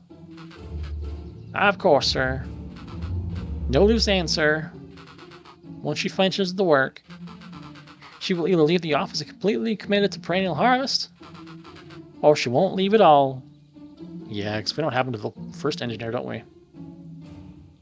He went away for a very long time. No one's gonna be seeing him again. Perfect. Sir, if I might suggest, maybe we should delay, just for a bit. Oh? It's just, we seem to be rushing to hit the festival deadline. And rushing into things to cause some issues in the past. I see. Please understand that I just want what's best for you. I'm eternally grateful for all you've done for me. Bill, I'll make this very clear for you. I brought you in to make things run smoothly. Not to have opinions. Of course, sir. Chin up, Bill. You're only a few days away from having everything you ever dreamed of. Yes, sir. Thank you, sir. Whoa. Yeah. Just so we're clear, when they say loose ends, they were talking about murder, right? Murder. Like actually killing someone? Capital murder? Luca gave Rollo a quick elbow to the ribs. Who was this founder? I was hoping you guys would know. Nah, as far as we know, Kara's the top banana at Perennial Harvest. Oh, but we know, don't we? As the omnipotent person adhering to the story that can retain memories from timeline to timeline, we know. We know who it is. The giant twist. He sounded scared of this founder guy.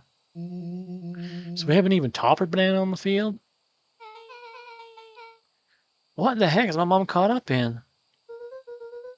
Has she talked about the job much? No, not really. She said she was going to come in and continue the work of someone she respected. Luca, do you think that body at the warehouse was the person Beck's mom came to replace?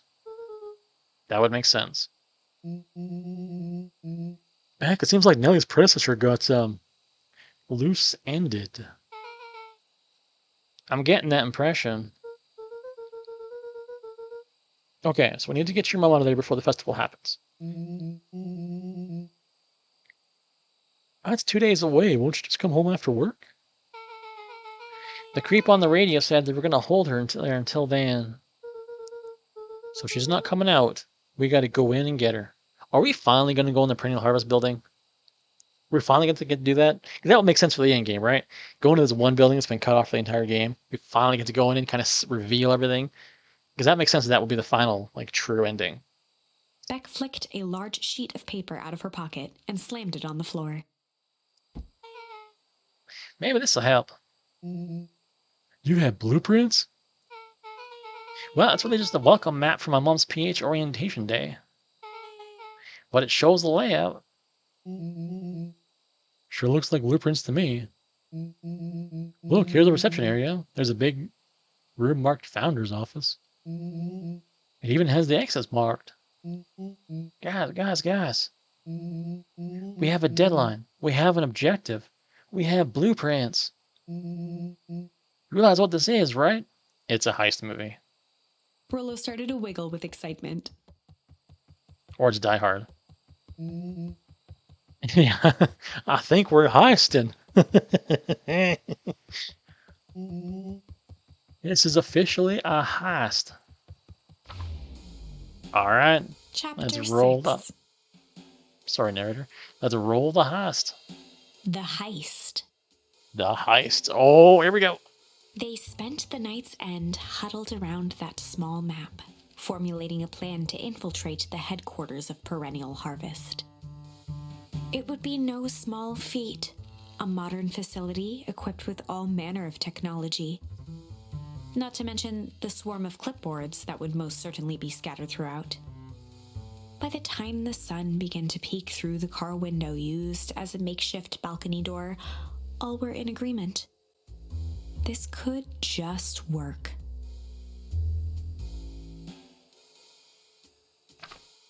The final day before the festival would be used to prepare.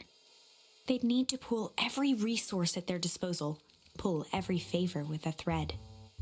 Even enlist some unsavory characters around town with important tasks only they were suited for. Luckily, there was enough ill will and mistrust toward Perennial Harvest that alliances could be found at a bargain. Luca, Beck, and Rollo rubbed their eyes as they exited the treehouse. They hadn't slept at all that night. There was no time.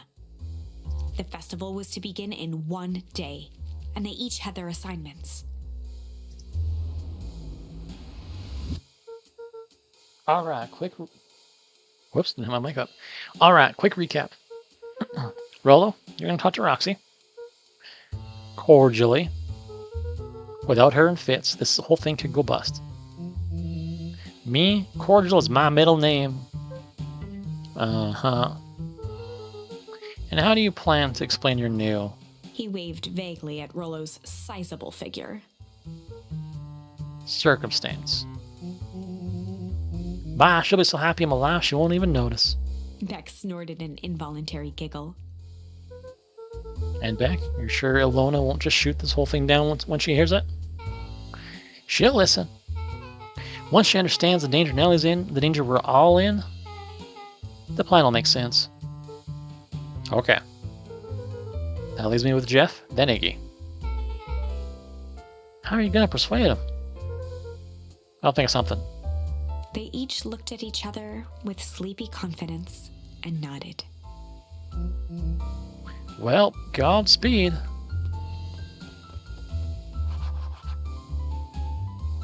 Alright, let's go find Jeff. And then Iggy and Tish, the two bullies. So Jeff's the old grumpy mechanic, right? Where does he hang out? We can't go down here, can we? No.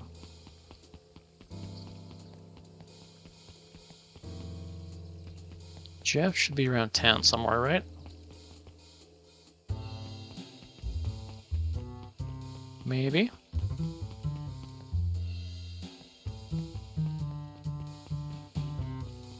He's just always kind of been around the square, right? Oh, there he is. Hey, Jeff. What can I do you for? Well, I know how much you hate Perennial Harvest. Hate's a strong word.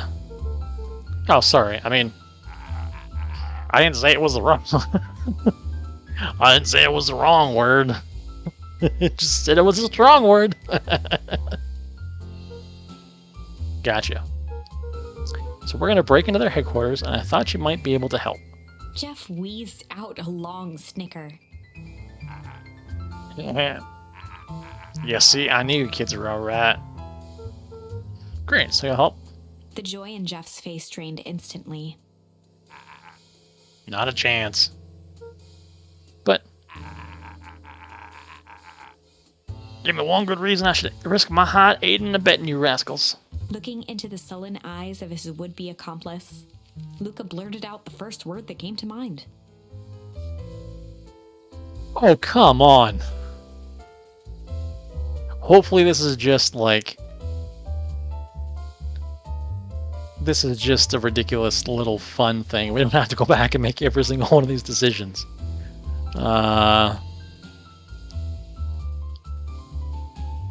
go with Cricket.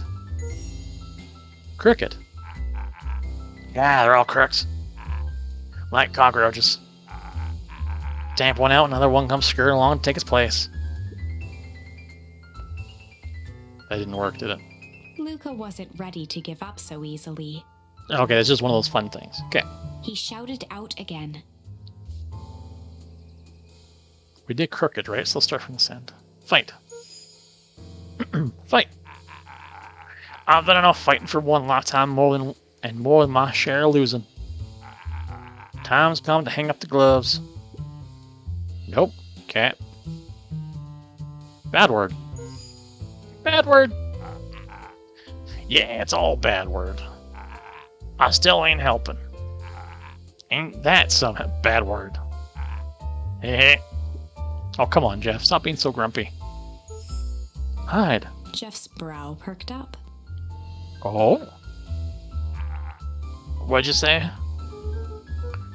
Go ahead and hide, then. Sensing some traction, Luca carried on with vigor. Well, we may have it. Let a bunch of kids do what needs to be done. We're not afraid. Jeff's scowl faded with a sigh. Say what you want about old Jeff and all I do. But you'll never hear him say I hid from nothing. One good stomp of the foot was all Jeff needed to drive his point home. What was it you kids needed? Well, excuse me, all that gravelly voice talk. Whoa. Hurt my throat. Some sort of disguise. I've got just the thing. While we're at it, that crate should come in handy. This ain't gonna be free, you know. I'm thinking 5 bags of sour gum should cover it. Put it on my tab. Luca offered out his open hand to seal the deal. With a firm and dusty grip, Jeff reciprocated. Done. Swing by first thing in the morning.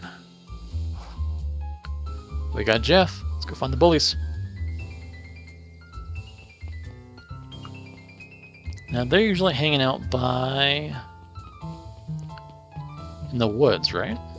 Oh, here we go. Yeah, we found them. Hey, Tish, look what it is. Luca, you're here to try and tickle us to death again. Look, just hear me out. Iggy raised an eyebrow suspiciously. We're listening. Iggy, I know we've both been giant bags of... Yep, bad words.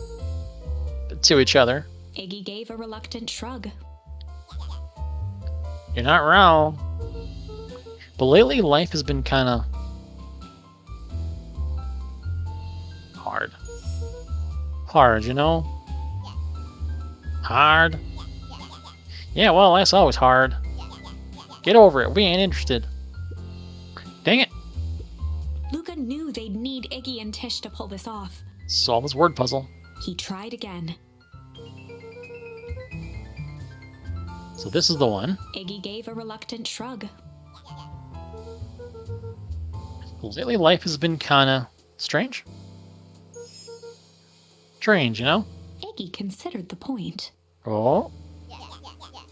Things have it weird around here.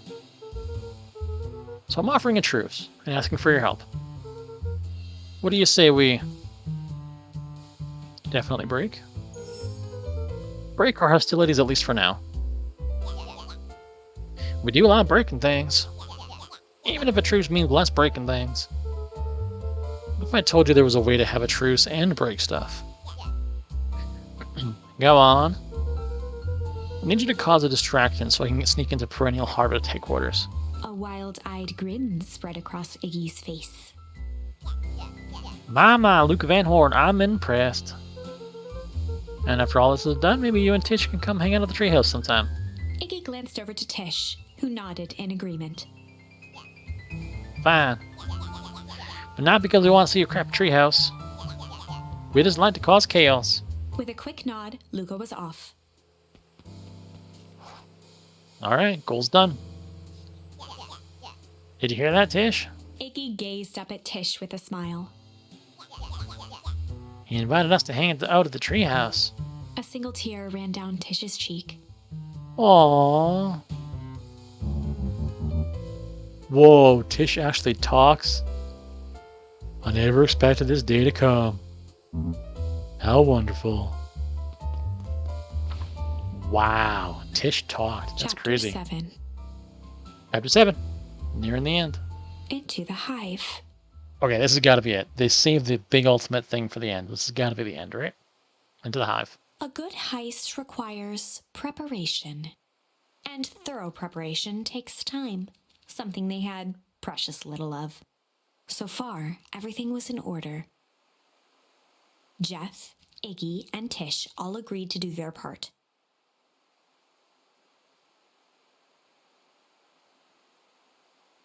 Beck radioed Luca that night with a simple and covert message. We are locked and loaded on my end. And Rollo, after a lengthy confession, managed to persuade Roxy and Fitz to help. Good to go. He stowed away in mission control for the night to avoid attracting attention. Rollo, being uniquely suited for the role, would be the first to breach Perennial Harvest. Finally. We go in the big off-limits building. The outfit provided by Jeff wasn't perfect, but a convincing disguise is 10% wardrobe, 90% confidence. Rollo took a few vigorous breaths and shook out his arms. Just stay calm, Rollo. You can do this. I like his mustache. Got your delivery here. A delivery? I don't have anything in my notes about a delivery. One moment.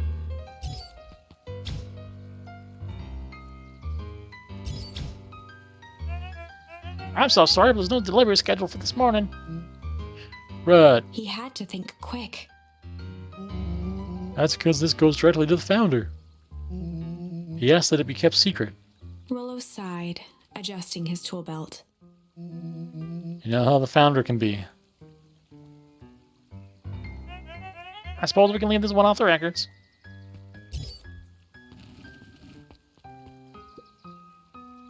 Our harvest awaits and such. With a stroke of his mustache, Rollo proceeded into the Perennial Harvest headquarters. Our harvest awaits. An exciting moment. Package here for the founder. Oh, I didn't hear anything about... Yeah, this is kind of need-to-know kind of thing. I'll just check. He stammered and flipped through the pages of his clipboard. This goes directly to the founder. I don't have time to fill you in. Oh, I see. If you could just complete this form. Rollo interrupted with urgency in his voice. Every time with the forms. Look, if you want me to explain the founder while I'm late, well, it's your funeral. I'm sorry. What did you say your name was again? Rollo panicked. All harvest awaits. Sir? That's a restricted area. Excuse me, sir.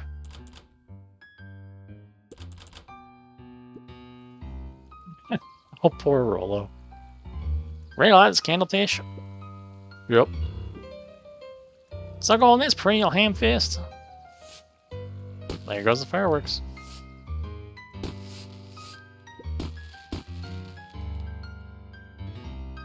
What was that?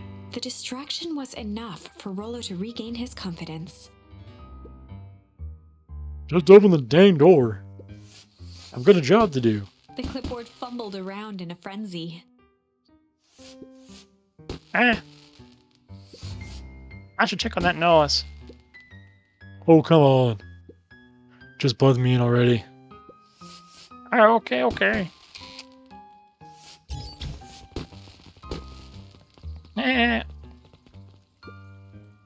Phew. That was close. Harvest awaits? Hey, I figure. When in doubt, stick with the classics. Well, that was a close one. But you pulled it off. Nice work, Rollo. Alright, everyone knows what to do. Yeah, deep engineering is to the north. I'll go with Beck. In case you need some muscle. I'll head east to the founder's office. You two be safe. Here we go.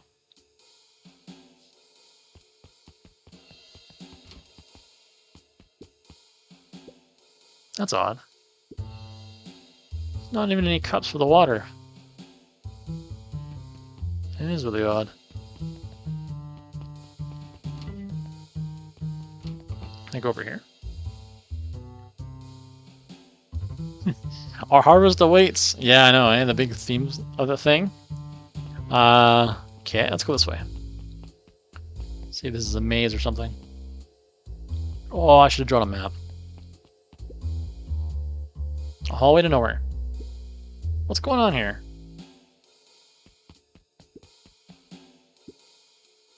Is this some sort of mind game?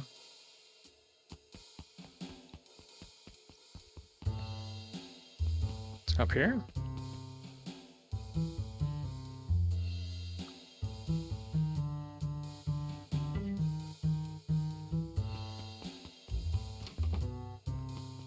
Is this where I came in from? Oh boy. This whole place just feels fake.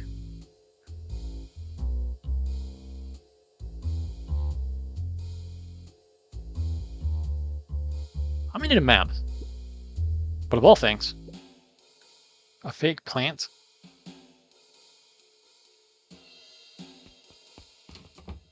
Oh dang. Yeah. So let's go here, and here, and this way, and this way. This way, and this way. Ah! Uh-oh. Solomon? Solomon stopped in his tracks. Luca? What are you doing here? It's a long story. Are you okay? A veneer of confusion flashed across Solomon's face. His words rushed out dramatically. No, I'm most certainly not okay. Some strange people grabbed me and... Were they in hazmat suits? Yes, how'd you know? They brought me here and locked me up when I were distracted. I ran. Dang, okay, you should stick with me. We've got a plan. Solomon's facade briefly faltered. We? Yeah, Roland Becker, headed to Deep Engineering. Thank heavens you found me. We gotta get out of here. We can't leave just yet. But they'll catch us again. I've got to do something first. When you were running, did you happen to see a door marked Founder? Founder? Why are you looking for him? I'm not. I just need to get into that office. Now that you mention it, I do think I saw a door that said Founder. It was just down this way. But that's where we came from. Luca happened to notice a plaque above the door. Office of the Founder. Knocking comes with consequence. Oh, here it is. And that's where Solomon came out of. But we already know the secret of Solomon, don't we? From our prior timeline travels. So it is. Pretty lucky that I ran into you, or else I might have missed it. Really fortunate. Luca tried the handle. Locked. Solomon leaned forward to examine the mechanism.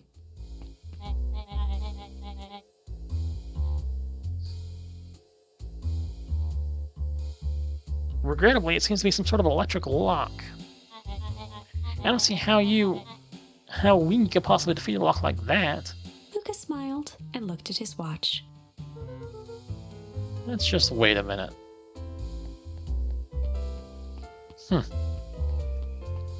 Part 3 of the plan.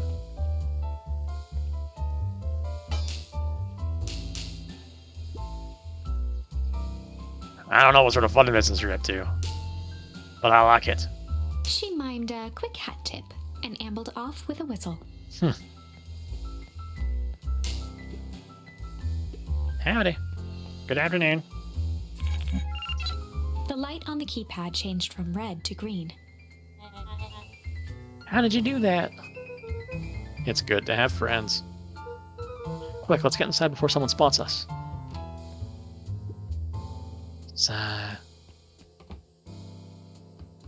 Luca switched on his walkie-talkie.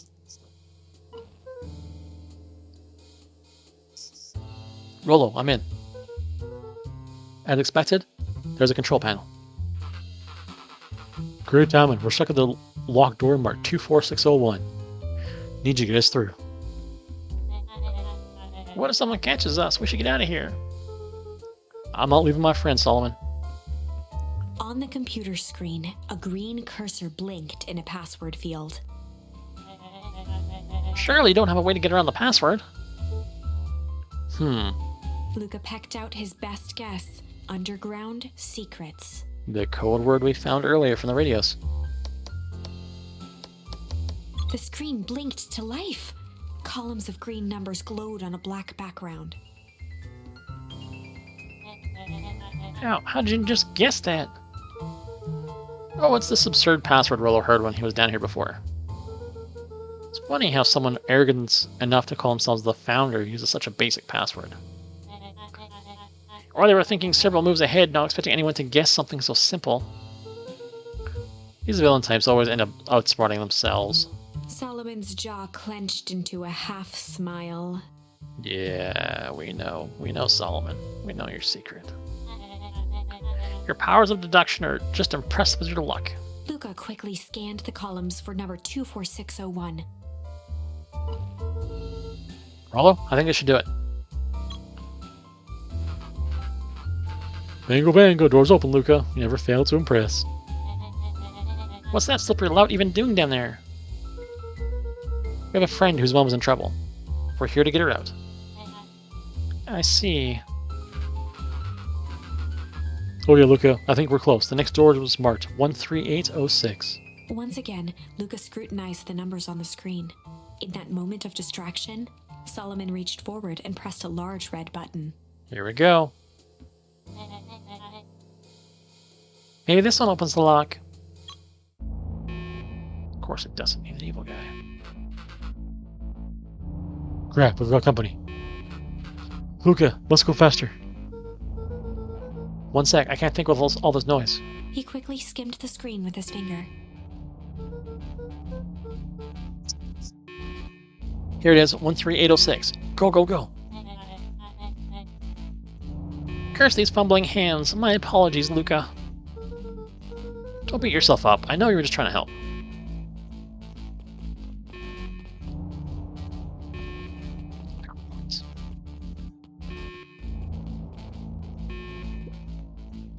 Oh man. No water cups.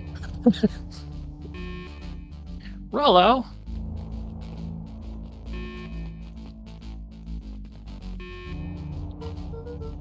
Rollo, were you okay? Rollo, come in. Mr. Kerr approached with a sneer and spoke into his walkie-talkie. You can turn off the alarms. They're trapped. With self-satisfaction, he called into the hallway. That, my dears, is a dead end. Nowhere to run. Rollo, where are you? Are you okay? Yeah, I think we lost him. Making our way back to Nellie's office.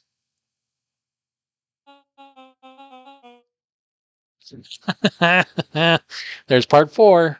We've got one part left. Jeff. Wonder what Jeff's up to. Okay, T-Rabble Rousers are coming with us. No? Make a break for it.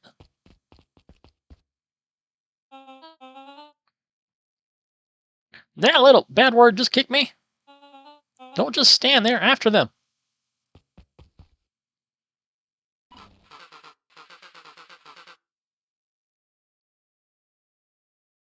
Okay, I think that worked. Roxy and Fitz have them on a wild goose chase.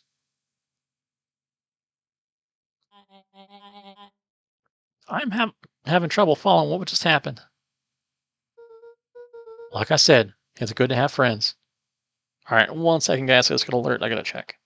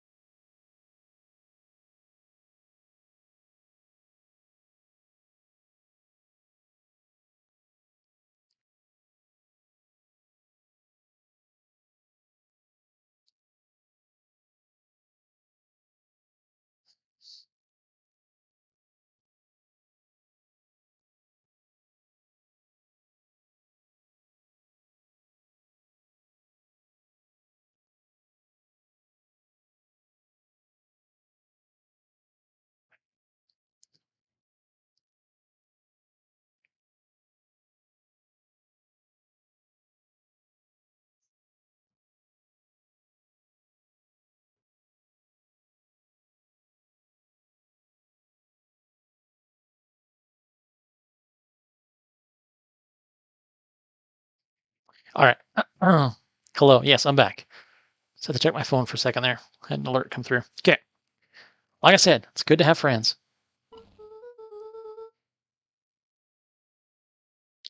Rolo, how long do you think Roxy can distract them? How long can Roxy keep someone so pissed off they can't see straight? Let's just say we've got time. Entering Nellie's office now. Mom! Oh, honey, what did you do to your hair? I thought you'd be happy. I finally used the Young Chemist Lab kit. You sure have a knack for making them you incredibly proud in the most frustrating ways. We need to get you out of here. We? Who's your adult friend? Well, I'm not an adult. Ever heard of a growth spurt? I had more of a growth spew. No, that's not possible. Nellie leaned over to examine his teeth.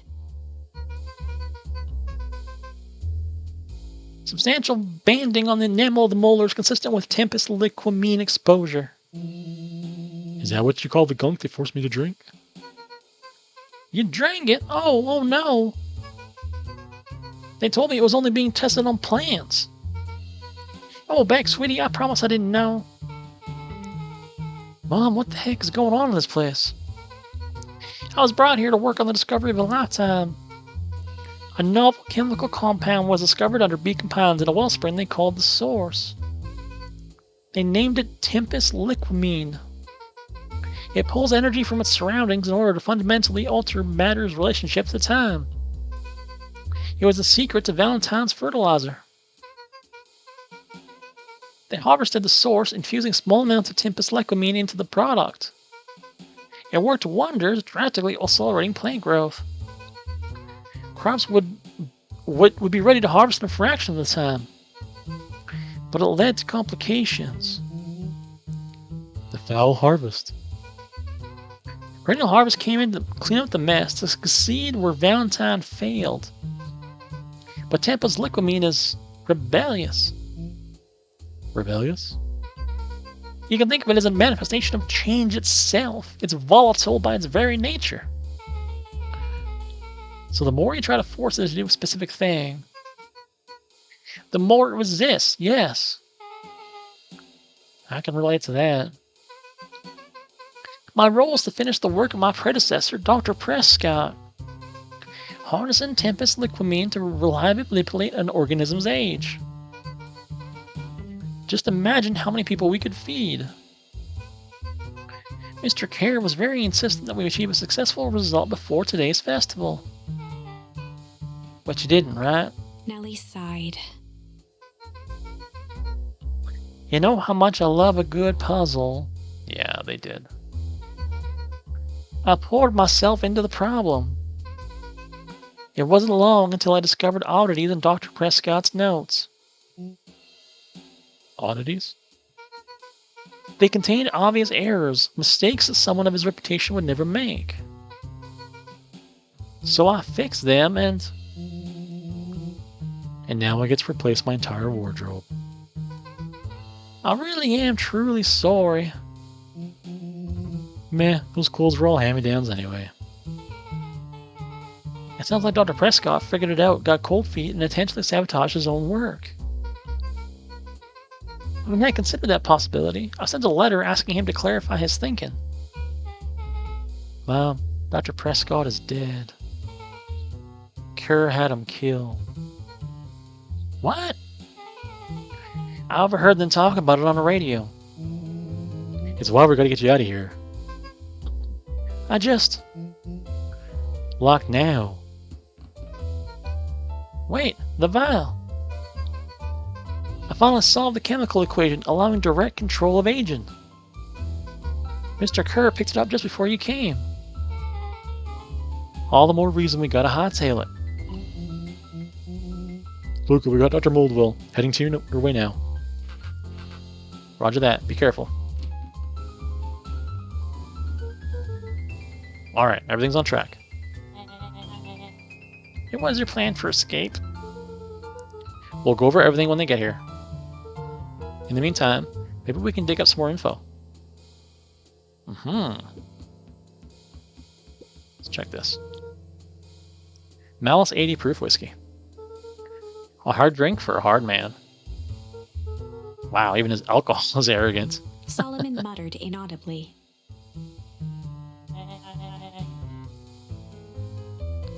I should just smother you right now. What's that? I said I shouldn't bother you right now. Don't be silly. You're no bother at all.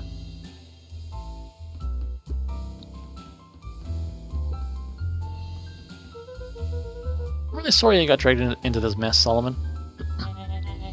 You needn't worry about me. Well, I feel bad either way. We're gonna get you out of this, I promise. With a subtle, quivering lip, a smile crawled across Solomon's face. We know what that means. Okay, we check the computer, we can check the files. Check the desk. Let's check the desk. Looks like the founder was helping Care plan the festival. Why would such a secretive leader be obsessed with a party? Only time will tell. Luca held his hand up to the ashtray. Still warm. He must have been in here recently. Oh, my clothes are falling into place. If this is the route you went, of course. But we already know the true secrets, don't we? Let's see what else this bad boy has on it. Security system. Time card logs. Payroll. You know, for being so evil, this guy sure is boring. Solomon once again muttered under his breath. Just you wait. Huh? Oh, nothing. Luca tugged on each of the cabinets. Dang, this must be the good stuff. They're all locked. Perhaps he's not as careless as you suspected. They heard the trampling of frantic footsteps from the hallway. Look it. Look it, look it, look it. Something like Patrick from SpongeBob. Locked. That was close. When we left Nellie's office, it was swarming with clipboards. We barely got away. Did they follow you? Rollo. Before we started tossing blame around, is it possible someone ordered a pizza? We'd love to hear your thoughts. Definitely not pizza. What now? Don't look at me. I'm officially retiring from the heisting business. We're so sorry for the inconvenience. We just have a few quick questions. Just let me think. Can someone watch the door? Of course. Everyone else huddle up. Whoa. I think this little keeper has gone on long enough. Solomon, no. Hush now, child. The adults are speaking. Dr. Moodwell, a brief reintroduction is in order. We never met in person. We have corresponded. You see, it was I who hired you. Solomon, the pathetic orphan child. The powerful and enigmatic founder. Sharper, the fallen progenitor who created this town. Perennial Harvest, Valentine Fertilizer. All connected by a single thread. Yours truly. But that's... Her eyes searched the floor in thought. Solomon watched eagerly, waiting for the flicker of epiphany. With a sickened look, she peered into his soul. Ah, yes. Now you've got it. Dampus Liquimine, he discovered how to reverse the process. Solomon clapped with genuine delight.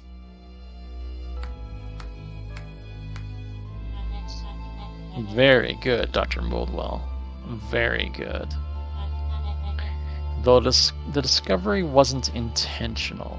Solomon glanced down, examining his youthful form. And the effects went a little too far for my tastes. That's why I needed me to finish Dr. Prescott's work. Which you did admirably. Mr. Kerr, the vial, please. Kerr presented it with a theatrical twirl of the hand. May I present to you the eighth wonder of the... Before he could finish, Rollo snatched the vial from Kerr's palm. Oh. Wow, this stuff sounds pretty valuable. Be careful, you fool.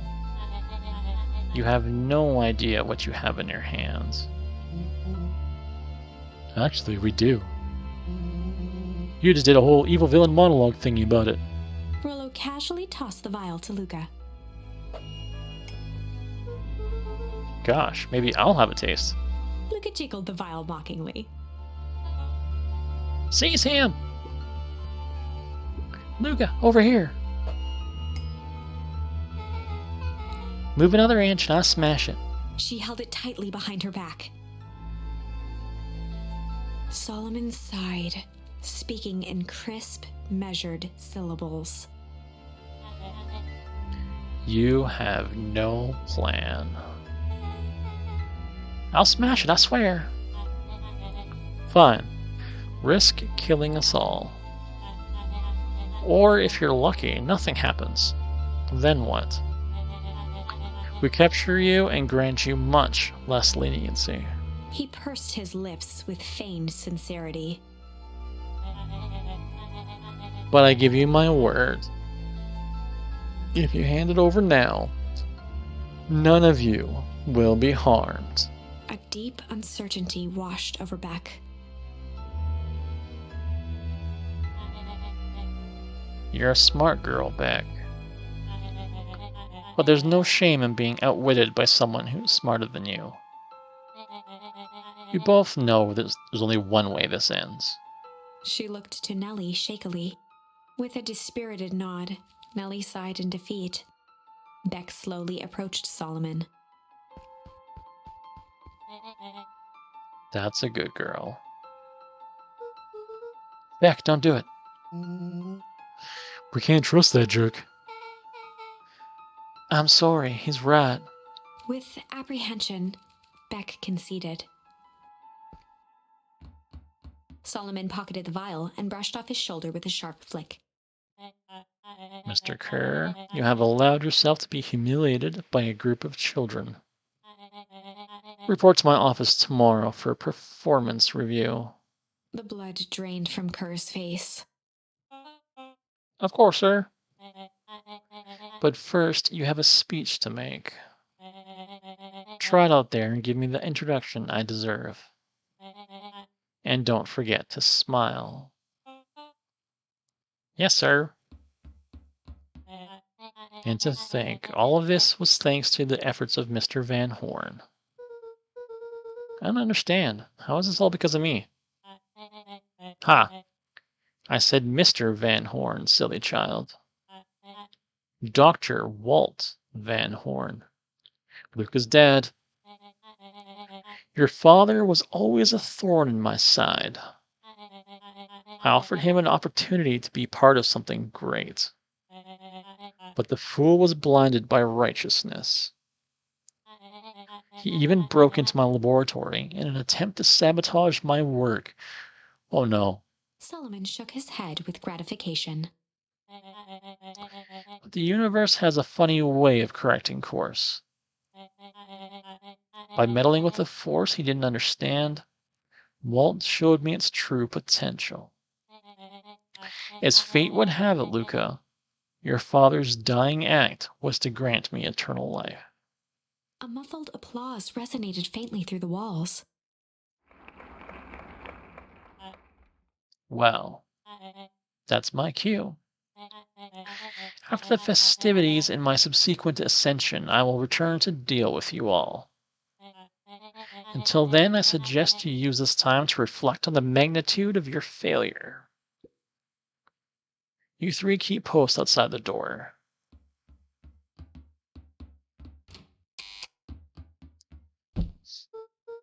Well, crap. Alright, what do we do? How do we get out? Hey. I'm sorry, Luca. I did what I had to do. I know, it's just, we were so close. I've got a feeling that eventually Solomon will get what's coming to him. Time wounds all heals. Wait, what?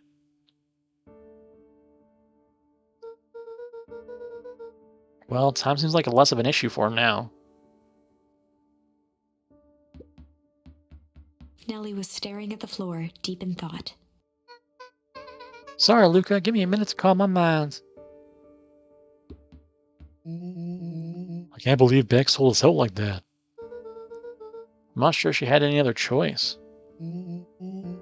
So what now? What's the plan? I don't have one. Of course you do. You always have a plan. Rollo. You just need some time. Rollo, it's over. We lost. Not necessarily. Luca, there's something you should know. After Mr. Carey locked me in that office, I had nothing but time and curiosity. I poked around a bit, hoping to find a means of escape, but I found something else. A note hidden in a false drawer. What sort of note? Dr. Prescott must have sensed his time at Perennial Harvest was growing short. So he left behind a letter with the hope it would be found by his successor. It was a confession of sorts. He left it for me, but its contents? Luca, I think they're meant for you. Why? What did it say? It was about an incident with your mother. Dr. Prescott found her in his lab with a stolen key card. There was an accident. She had been exposed to extreme amounts of Tempest liquamine. The color dropped from Luca's face. And we know what that means, because of the earlier timeline we faced. Is she? She survived. Dr. Prescott decided to help her recover. He no longer trusted Perennial Harvest, so he kept her whereabouts a secret. Over time, your mother led him to reconsider the purpose of scientific discovery. Science is often at the vanguard of change, but that doesn't mean it's always right. He realized that no one should have control over something as powerful as time itself. I now believe that's why he began to intentionally sabotage his own work. And it cost him his life. That's a reasonable conclusion. Luca was overwhelmed with emotion. But if she's alive, where's she been? Where is she now? A sudden explosion sounded from the hull. Chapter 8. Oh. Here we go. Comeuppance. Ears still ringing, Gran picked herself up off the ground. Through the dust and smoke, she looked over to see Mrs. Fratelli helping Hiram Tolliver to his feet. She'd had to beg, borrow, and steal to acquire those explosives. How many nights had she spent visualizing how she'd use them to make things right? And now, her one shot at destroying the source, that damned hole that swallowed so much of her life, was gone. Traded for this jagged hole in a wall and a foolhardy shot at rescuing Rollo. With Fratelli and Tolliver at her side, she stepped through. It was a strange feeling. The last time she'd stalked this maze of hallways, it was in a different body. They quickly rounded a corner to find a group of clipboards guarding a door. Something worth guarding is probably something worth seeing. She leapt forward, brandishing her cane. If her last chance at vengeance for things lost was truly gone, she would just have to fight to keep what she still had.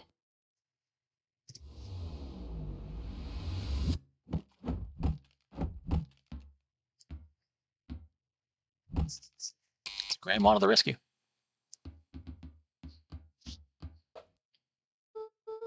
Gran, what are you doing here? Luca, what are you doing here? We're here to save Nellie. We're here to save Rolo.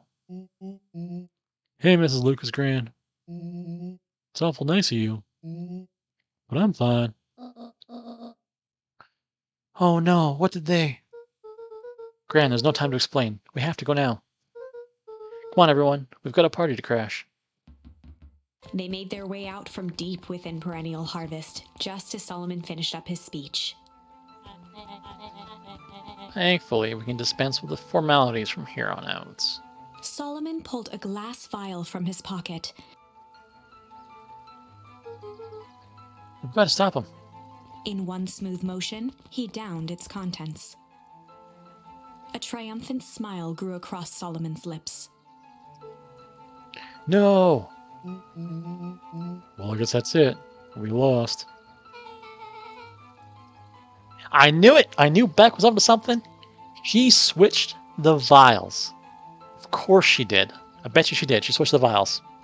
Classic corner in a heist movie or book or a game. Like, your corner, what do? You switch the vials, you get the upper hand on the arrogant enemy. I'm telling you, she switched the vials. I wouldn't be so sure about that. With a mischievous look, Beck elbowed Luca. Remember when I had the vial behind my back?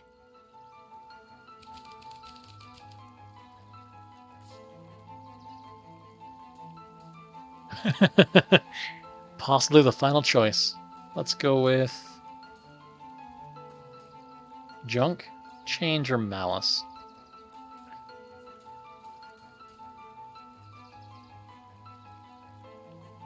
Choose malice? Yeah, I was leaning towards malice too. That one seems to be the right one. We can always go back to these two and see what they change, but let's go with malice. I might have tweaked his wonder potion with a little malice. Malice? The whiskey from his office? Alright. Yeah, dude had an unfinished glass on his desk. Figured his grow juice could use a little hair of the dog. You can all call me Sharper Valentine. His body and face began to contort and expand as he disappeared into a belching green mist.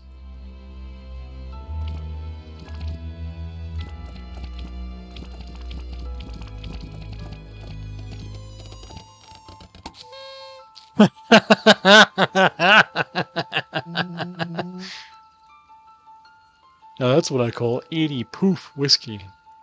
It just exploded. That's awesome. Finally, like a happy part of this game. Dang, dude. The crowd gazed in stunned silence at the now empty stage. And we got an achievement. Pop goes the weasel. Oh, that's awesome.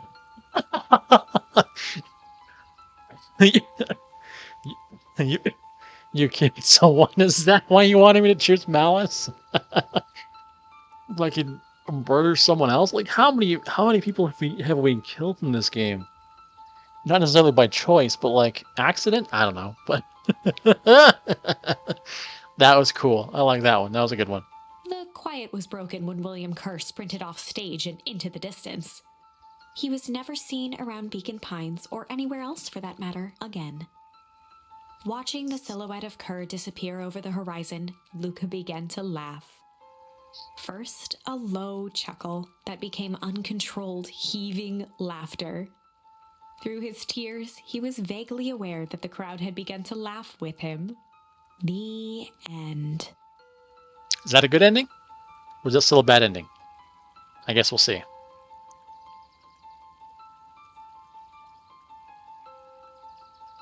I guess we'll see. That was unexpected. Perhaps a bit of an absurd ending for my taste, but who am I to say? I'm only writing the damn thing. Huh. Yeah, okay. So that wasn't ending, wasn't the ending, but that's it, right? That's all we can do.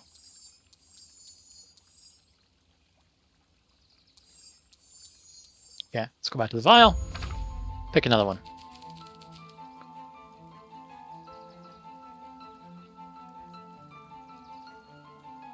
We're gonna go with this time.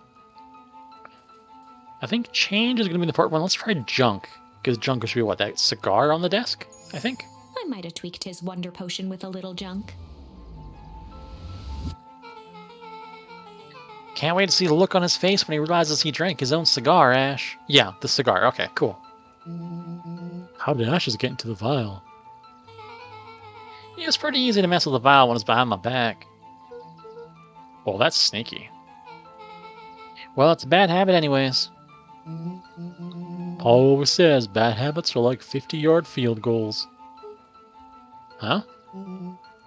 Hard to kick.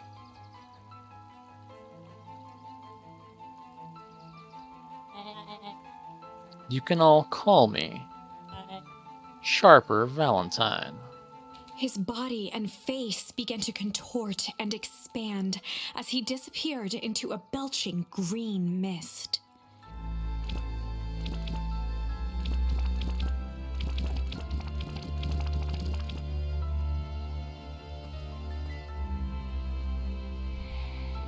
Whoa.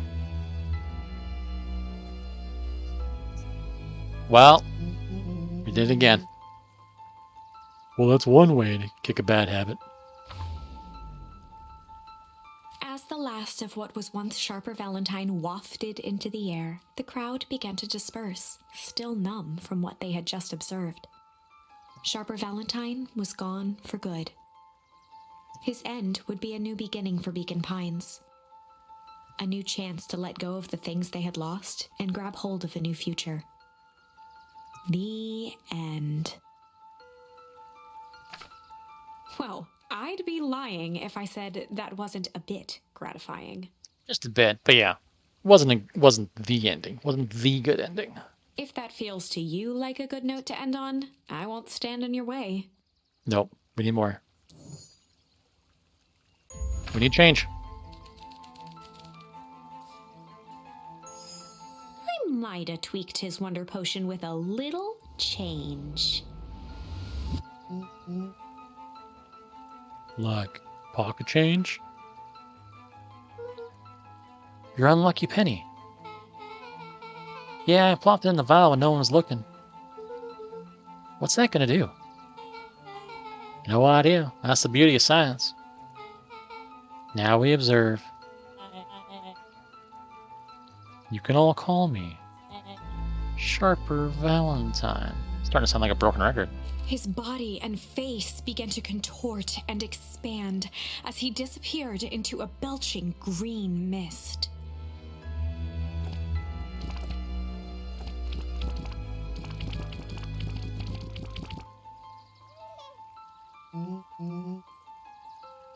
Holy crap, he's a baby? Yeah, but he's still Sharper, right? What he was no longer matters. This is an innocent child. I apologize for all the harm my father has caused you. Eris awkwardly cradled the squirming child. She looked to her brother, her voice shaking with uncertainty. Augustus, what do we... We do what all Valentines always do. What must be done? I'll hurry home and prepare a crib for father, or young Sharper. That would be a great help. Thank you. She looked back down at the infant with equal parts kindness and terror in her eyes. With a shake of her head, Eris addressed the crowd with a stern scowl. Okay, everyone, the show is over. You may leave now. Is that it? Epilogue. Oh! Oh! Oh!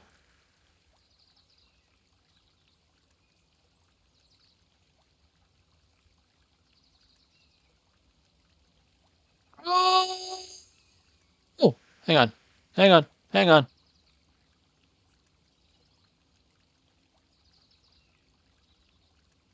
Oh!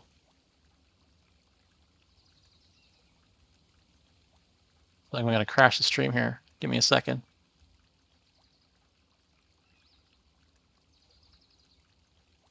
Yeah! We did it! Whoops, how'd the dog get in there? I don't know how about the dog. I didn't mean to put the dog in there. We did it. We did it. We did it. We finally got to the end of the game. We hit the epilogue. Oh, I'm so happy after like almost 12 hours of streaming. I mean, obviously not right now and not like in one sitting because that's nuts, but like we got to the end. We got to the epilogue. We finally did it. We got the answers. We got the endings. We got to the end. We're finally here. Congratulations, everyone. We did it. Beacon Pines' coldest summer on record came and went without much fanfare. Folks shared what they had, and none were left wanting. The new school year was ushered in by the falling leaves of autumn. After everything Luca, Rollo, and Beck had been through, middle school was bearable. The chill of winter didn't seem to bother people much. They kindled a hope for a better future in their hearts. When spring arrived, farmers planted their crops with a sense of joy and optimism. And as the dawn of the first day of summer came again, its light slowly spread through the shallow valley. It crept over the town square, across the river, past the neglected welcome sign, and came to rest on a young boy sleeping at dawn. His mind at peace, knowing he is here for a reason.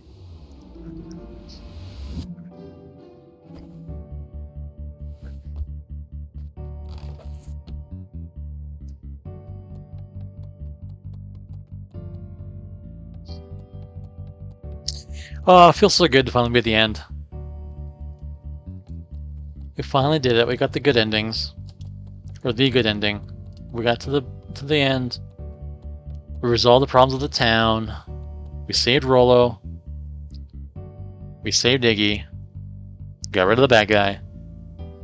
Found our mom. We did it. Mom, I'm ready to go now. You go on without me. I'll meet you there. I got a batch of jam to finish jarring. It's funny. I started making jam as a way to send messages without anyone noticing. But now I enjoy it. Alright, I'll go say hi to Rollo first.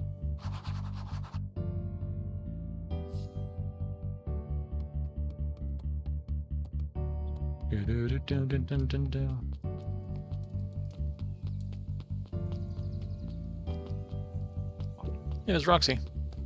Good trees.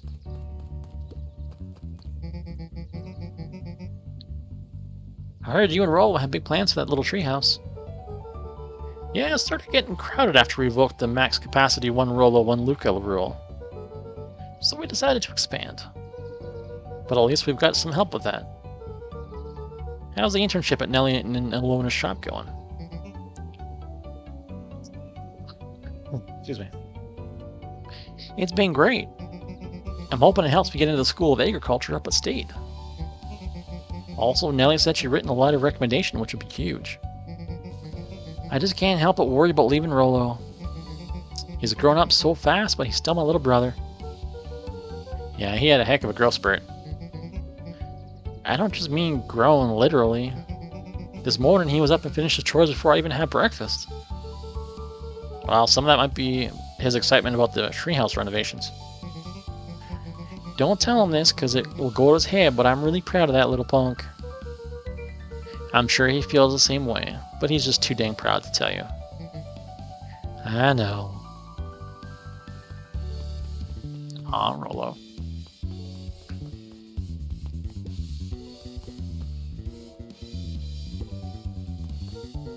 Hey Gus, how's the tree planting going? Couldn't be better. I'm so grateful to Alona and Nelly for letting me help. I just wasn't built to be a mayor. Too much bureaucracy. Yes, we finished cleaning up the sidewalks. What's next? When Perennial Harvest collapsed, most of the clipboards skipped town. But some stuck around and dedicated themselves to making things right. I know with a knack for art can help paint the new offices. You can count on us. Well, it looks like you really found your calling. Never really felt comfortable telling people what to do. Now this right here, this is something I can be proud of.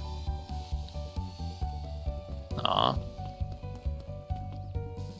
This fisherman dude again. Excuse me. A little higher. Yup. A little lower. Yup.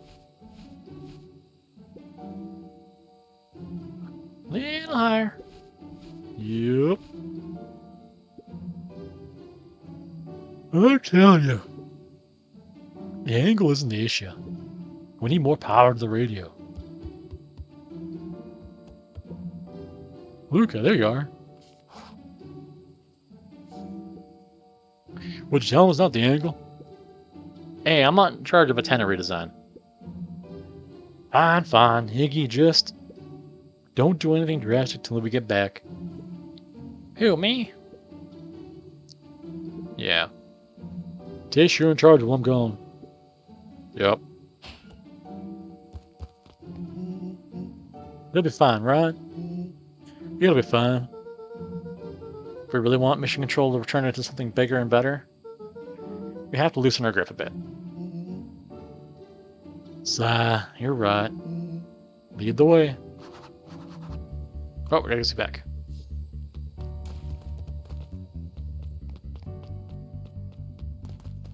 Actually, you know what? Do we have anything else that we picked up for fishing? We don't, okay. Whoops, didn't mean to do that. Luca placed it sometime. We'll just do this quickly. Or we can just leave, can't we? Yeah, okay. Alright, nothing new there. There's something we're missing, I think. Maybe. Let's see. I see you decided on a name. Yeah, we had to clear out all the old stuff before putting on the final touch. Slow and Dirty Harvest is now official. I like it. It was actually Nella's idea. There's still a lot of work to do, but the name serves as a reminder. Just because progress is important doesn't mean change should happen fast. In fact, I've learned that the more you care about something, the more important it is to take things slow. Our motto is go slow and fix things. Amen to that.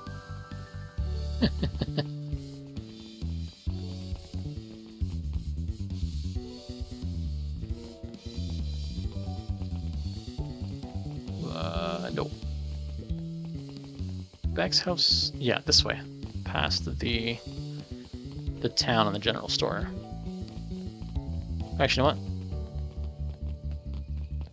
Let's talk to the people here. What's today's news that needs knowing? I'll give you tomorrow's headline today.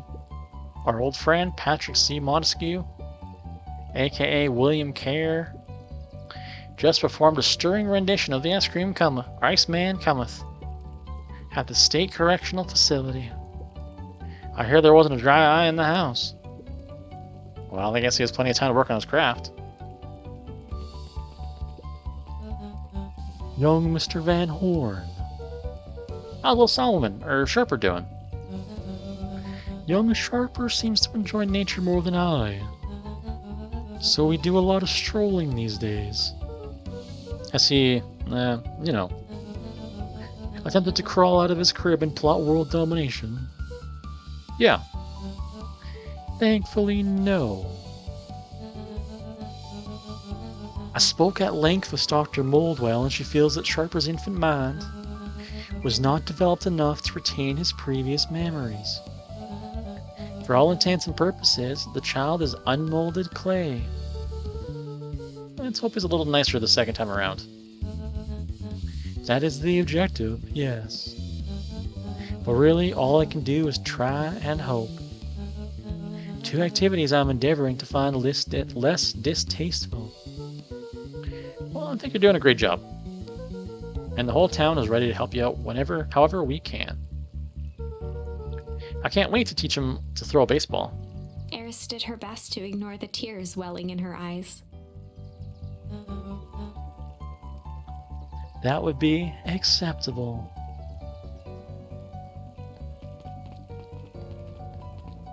They finished their book. He looked to his friends with a thankful smile. After everything that could have gone wrong, everything that did go wrong, we made it. The end. Closing her eyes, Miss Hatch took a deep, relaxing breath.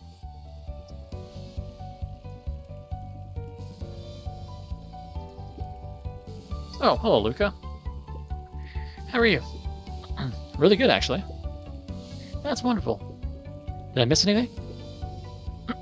I think you're pretty much up to speed. I wonder.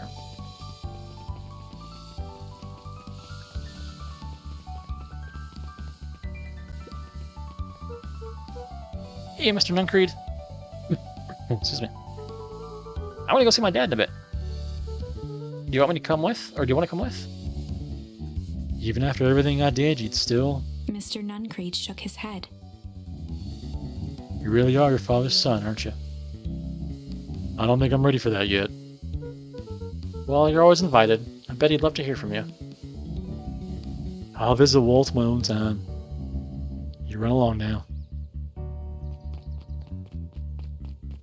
Where do these little bunnies come from? With perennial harvest gone, the transportation tubes were left unused. Come on, come on. None is too big, no one is too small. For Jeff's wild ride. Well, maybe not completely unused. Of course, good old Jeff.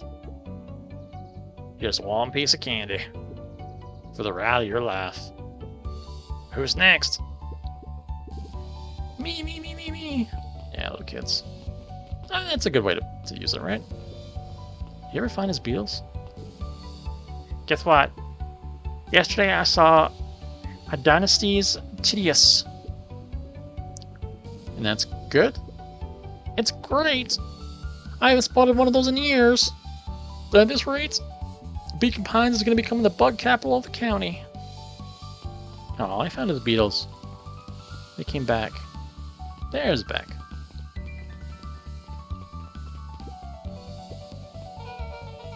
I have news I think you'll enjoy. This morning, I unpacked my last box. You're officially moved in. It's just a box. Let's not blow this out of proportion. Sounds an awful lot like putting down roots. I guess I decided this place is root-worthy.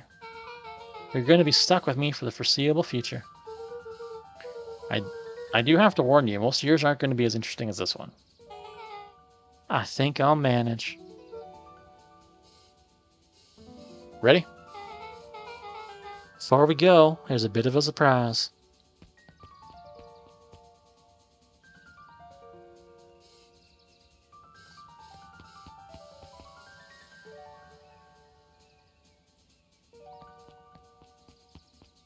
What is this?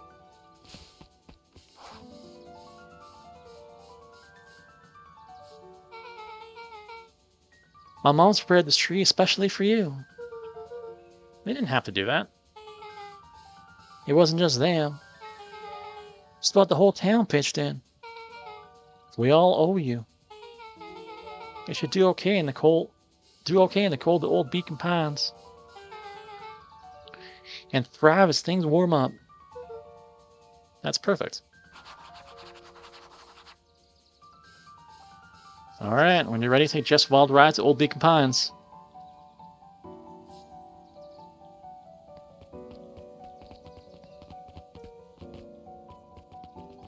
I guess there's nothing else left to do.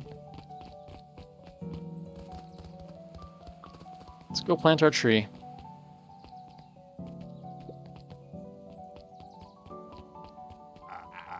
Ah, you got it. Now that's a good looking tree. Being a special occasion or whatnot, it's right on the house. You're gonna want to hang on tight to that little tree.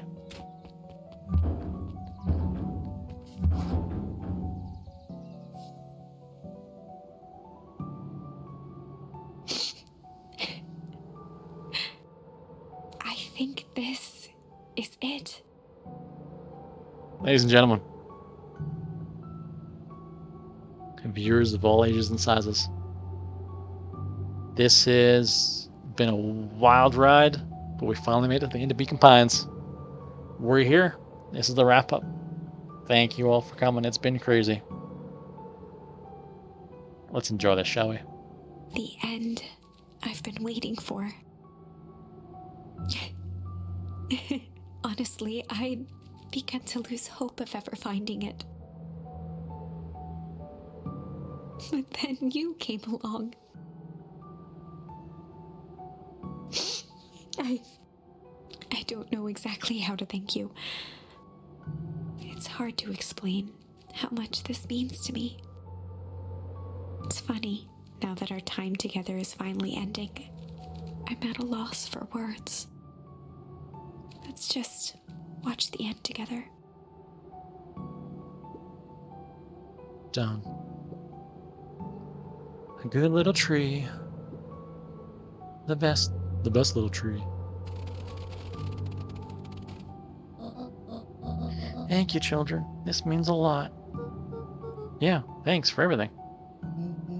Shucks, only did what any super awesome best buddy would have done.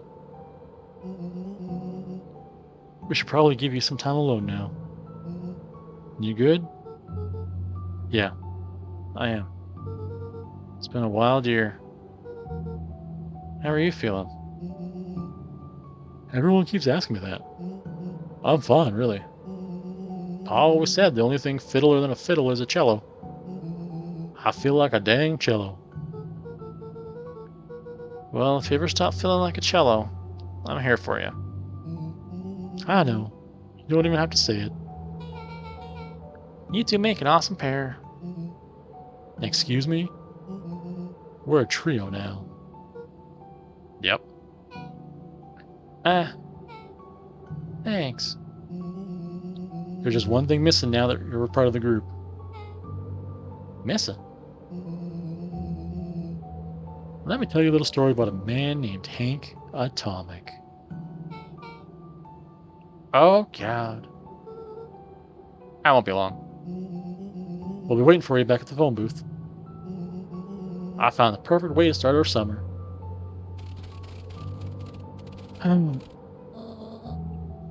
You've got some good friends.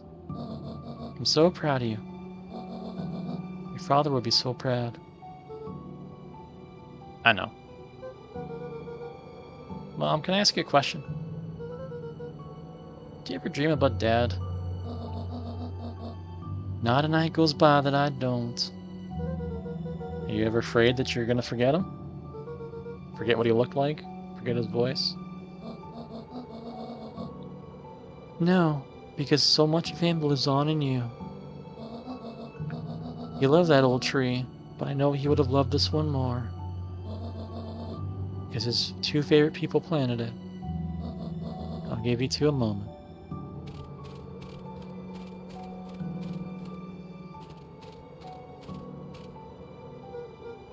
Hey, Dad.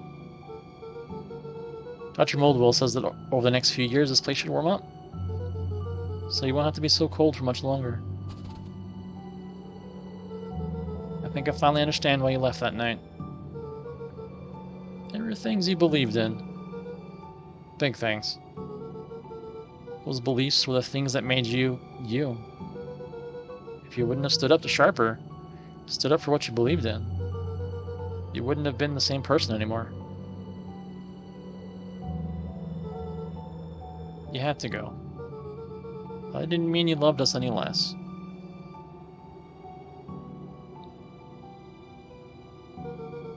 I might not visit you as much as I used to. I know you understand.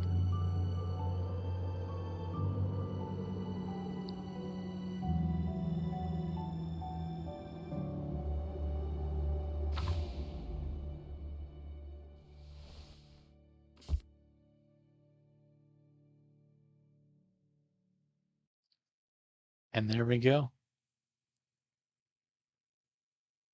That's it. That's Beacon Pines. You guys, thank you for joining me for the whole series. This is fantastic. If you were tuning in late or you want to get caught up, go check out the VODs here. Let me just pull the link up in chat. There you are.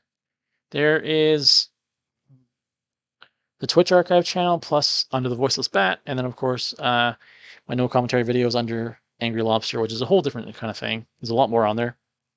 Twitch archive, that's where I keep all of my archives, all of my previous streams. You guys go check it out, give it a follow if you want to see it. That's where I keep all the updated ones. I'll have this one posted probably sometime tomorrow. But yeah, that's Beacon Pines. Thank you so much for joining me tonight. This has been a great ride.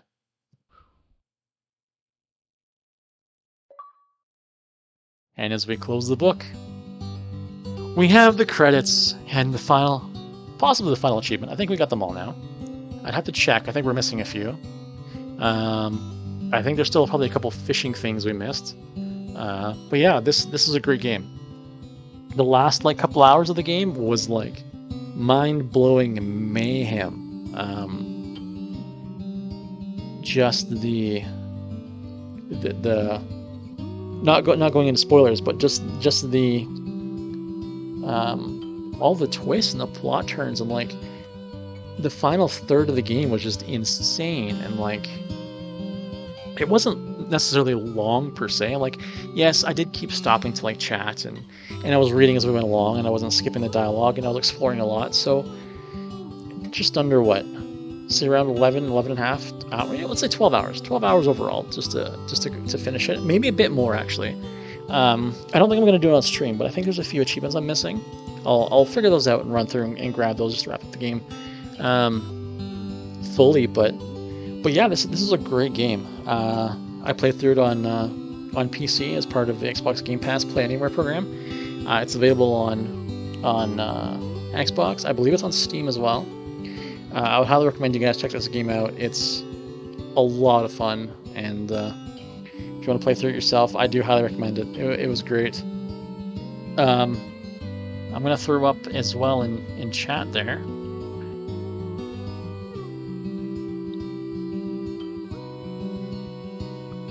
Here's my streaming schedule. If anyone wants to come back for next week, we're going to try and run again Sunday 5:30 to 9:30. It is 9 o'clock now, so I'm not going to try and start up a new game or continue on with something else, but just some thoughts in the game. It was really good. I really enjoyed it. It was a lot of fun. I like the aspect of it of the choose your own adventure style, with twists and whatnot. Where oh no, you got a bad ending, you died, and there was I guess technically only one true ending, only one good ending, and every other ending kind of just put you back to a decision that you had made prior. But every path gave you options to unlock other areas, right? You couldn't obviously go from the beginning right to the end. You had to go to a bunch of bad endings. You had to discover the bad stuff along the way to get to the good stuff. And it's kind of how life is, right? We got to go through the bad to get to the good, and it's just how it goes. But the way the game unfolded and the way the plot twist came about and whatnot, it was good. It was a lot of fun. It was very much Choose Your Own Adventures. I really hope they make a sequel, but on the other hand, I don't know how they would make a sequel. Unless they make an anthology style, right? Where well, this is the story of Beacon Pines. Here's another one in this anthology of Choose Your Own Adventure books, but it's about a different story in a different world, Or maybe the worlds are connected or something, or I don't know. But I think this style of game was a lot of fun, and it's hard to find games like this, kind of. And if anybody has any recommendations of games in this style, I would love to hear it. I'd love to play other games like this. This is a lot of fun. This is a really good one. And yeah, there are some other achievements. I'm going to go back and try and pick off a few of the missing ones. Like I said, they're just miscellaneous ones. I'm not going to go back and completely stream it, because I believe we got every single ending. So you have to get every bad ending to get to the good ending, because of the charms you collect and the way that it progresses. But overall, this game was great. I really enjoyed it. It was a lot of fun, a lot of fun. And I like the book part of it too, like the branching tree where like you can kind of see how things are going. It was really neat. And of course, yeah, now that the candle is out, like as you can see, like as it fills out, there's a lot. Like there's a few things along here that a lot of this, but there's a lot of story in each of these as well, right? So, but yeah, overall, I thought this game was great. I thought it was a lot of fun. Really thoroughly enjoyed it. It was really cool. I really liked it. I would highly recommend checking this out. Um, but yeah, we're gonna end stream a little bit early tonight at about a half an hour early because we finished up Beacon Pines. Next week, next Sunday, if I stream it again, which I hope to, unless something drastically weird comes up, I think we're gonna jump back into our regular rotation of Power Wash Simulator and Ocarina of Time because this was originally planned to be a one shot and get through it in one sitting, but the game ended up being a lot longer than I thought it was. So I think that the plan is to go back to Power Wash Simulator and Ocarina of Time, work on those two because well, they're fun games. Play through those two and then see what's next. But those are both great games. I think go back to the regular schedule and thank you guys for coming out tonight and everyone. And it was a lot of fun. I hope to see you all back next week. And thank you so much. Beacon Pines is great. Go check out my channels. Have a great night, everyone.